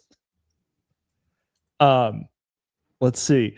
Someone had to pay for this assault on society, regardless of why the crime was really perpetrated. Speck would do just fine. Many of the more thoughtful citizens of Chicago, however, are still waiting to learn what really happened in that house on that fateful night. The most likely explanation, the survivor and star witness was not actually a survivor at all. She was quite possibly an accomplice to a cult of individuals who perpetrated this slaughter. Almost certainly. That's exactly where we're going with this. Of course. Cult is a jump. Cult is a jump. She could well have been the inside man, so to speak. And it was not likely an accident that she was left alive. It was essential that she remain alive to sell the single assailant scenario and thereby derail an investigation before it even began. After all, authorities noted from the beginning that the house was not highly visible and immediately assumed that the killer was familiar with the surroundings. Speck did not have that familiarity, but Amaral certainly did. And it is rather an odd fact that Amaral admitted to being the one to let the killer or killers into the house. And what of Speck? He was likely little more than a patsy or fall guy who may have been involved to some extent in the killings, but he was certainly not the sole assailant. And he might not have been in the house at all that night. He had no memory of ever leaving the bar that he had been drinking in earlier that evening, but he did remember receiving an injection from a man he did not know. What? Okay. Bro. Yeah. Yeah. There is no question that Speck was drinking in a bar that night. A number of witnesses placed him there, though most were unsure of when Speck had left. 2 of the witnesses, though, a husband and wife, placed him in the bar during at least a portion of the time frame when the killings occurred. These witnesses were neither friends nor acquaintances of the accused, and they had no known reason to provide Speck with a false alibi. It is possible that Richard Speck, like David Berkowitz and Pietro Passiani, took the fall to protect others. That would certainly help explain the preposterously lax treatment of Speck during his confinement, as evidenced by the home videotape produced circa 1988 that depicted Speck snorting huge piles of cocaine and flashing rolls of money, not to mention sporting a rather large and quite unattractive pair of breasts. No explanation What? has been forthcoming as to how it was possible for one of America's most notorious killers, while residing in what is reputedly one of the tougher prisons in the country, was able to obtain copious quantities of drugs and money and gain access to video equipment and hormone treatments. It could be that Speck was rewarded in prison for being such a stand-up guy. Speck had previously caught a number of breaks from the criminal justice system in his native Texas, where he grew up in the violently abusive home of his stepfather, named, strangely enough, Carl August Lindbergh.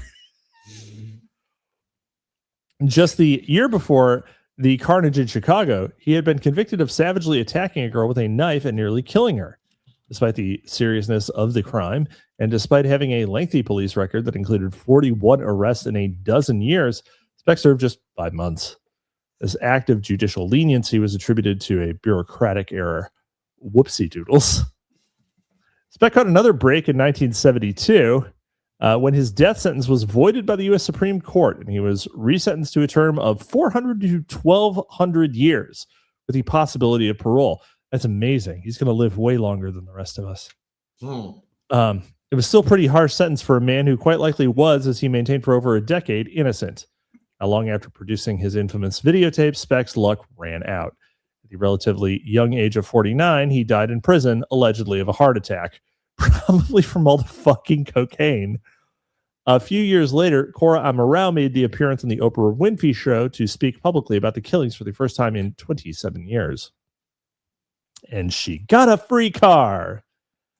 Just days after Richard Speck, whose crudely tattooed arm declared him born to raise hell, was arrested in Chicago, Charles Whitman, a former U.S. Marine sharpshooter who had received training by the Naval Enlisted Service Education Program, an intelligence entity, ascended the tower at the University of Texas at Austin and unleashed a barrage of firepower on the unsuspecting campus.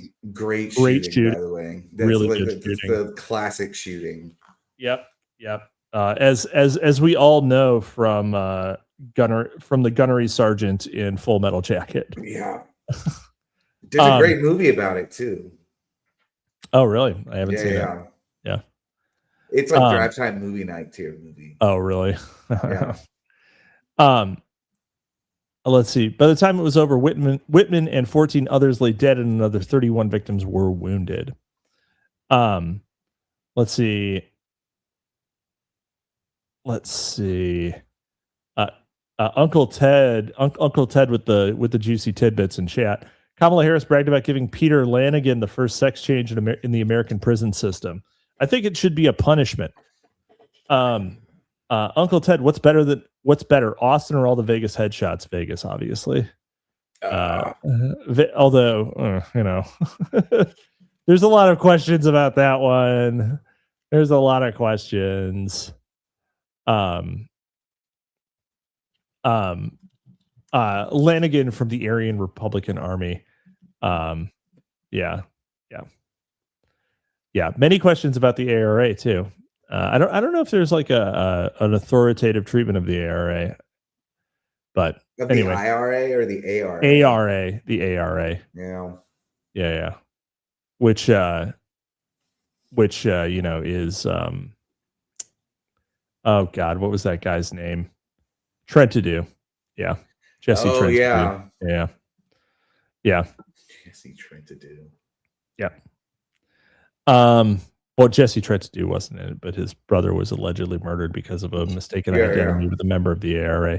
Yeah. Although Uncle Ted doesn't believe that. Uncle Ted believes it was a different connection. So, so let's see.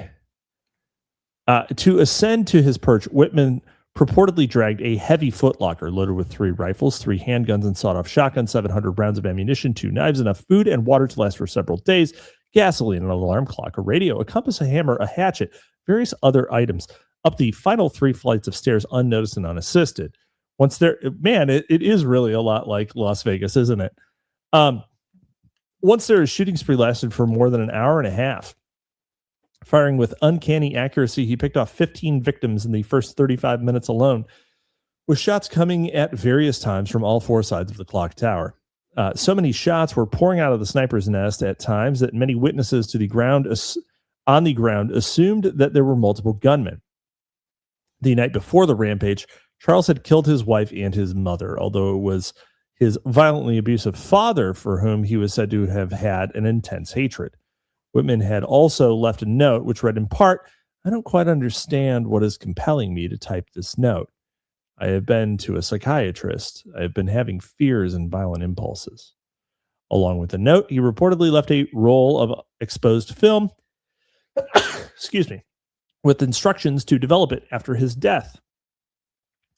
Both of these mass murders, one in Chicago, Illinois, and one in Austin, Texas, took place just weeks after Anton LaVey formally established the Church of Satan and declared in April 30th, 1966, to be the first day of the Age of Satan. Whitman's rampage, Anton LaVey, I do not think is I'm not worried about Anton LaVey. Whitman's rampage occurred on August 1st, Lammas on the occult calendar, just 3 weeks prior to LaVey's pronouncement. Longtime CIA asset Henry Luce's venerable Time magazine had asked its readers the symbolic question, "Is God dead?"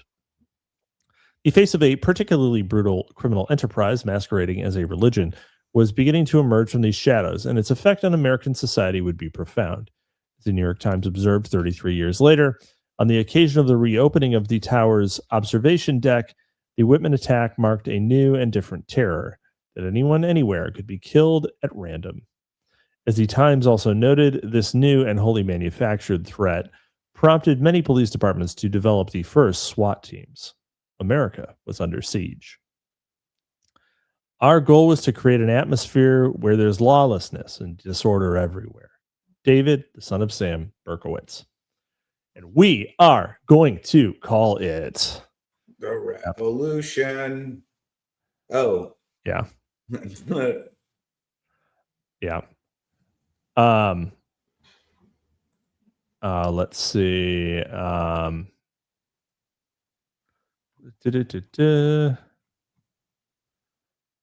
Let's see. Trentadue's 1987 lawsuit he was in. Jesse was IBM's promise lawyer. Oh, interesting. Interesting. I did not realize that Jesse Trentadue was in bed with the Promise software. That's strong. That's strong. All right. Well then, Sandbatch, what do you have coming up? No, nothing. I'll have to start writing on Substack again. Are you gonna finish the Twin Peaks thing with John D? Yeah, we're definitely doing that. I've been like dead for like the last 2 months. It's been bad. I feel you, man. I feel you. And he won't stop talking about it though. Not that he should. It's a good series. So and our good friend the Prudentialist is now mask off as of today. So I guess you're going to be calling him Matt from now on. No, we're doing that. Yeah. On Oron's show today, he did the binomial. He's no longer a mononym. I thought he'd been doing that for a while. No, everybody knew who he was. Well, some people did. Anyway, more secrets revealed next time on Library of Mass Destruction. Thanks for joining us. We will see you. You're discouraged from questioning and thinking critically. You must accept the word of the leaders. They make you feel guilty if you do question or argue. Your environment is often controlled, cutting you off from friends, family, school, previously held beliefs. They want you to become dependent, provide a poor diet, poor health care, little sleep, and long exhausting hours of work to make you physically weak and lower your ability to think clearly. Subtly, your self-confidence gets undermined, and your self-image or sense of identity is changed. The leaders control channels of communication. They cut off or put down outside sources of information. Then they bombard you with what they want you to think. They use strong peer pressure, playing on your desire to be loved and accepted. The leaders may promise rewards if you obey them and punishment if you don't, but they alternate harshness and leniency in order to confuse you. The leaders manipulate language, giving special meanings to words that only insiders understand. This is to make you feel like you're part of a special, important, or elite group, and that outsiders are inferior, dangerous, or doomed. You have to confess your shortcomings, mistakes, or misbehavior, sometimes even if these things never really happened. And meanwhile, your time and activities are tightly controlled. You don't have much privacy or energy or time to think because you're too busy doing monotonous, repetitive tasks. The leaders try to control you and even your sexuality, everything about you. They want to exploit you for their own enrichment, their own power or grandiosity. If they succeed, you will declare your loyalty to its leaders, rejecting your old values and way of life. Without realizing it, you will have been changed into a person who is being controlled by a totalist cult.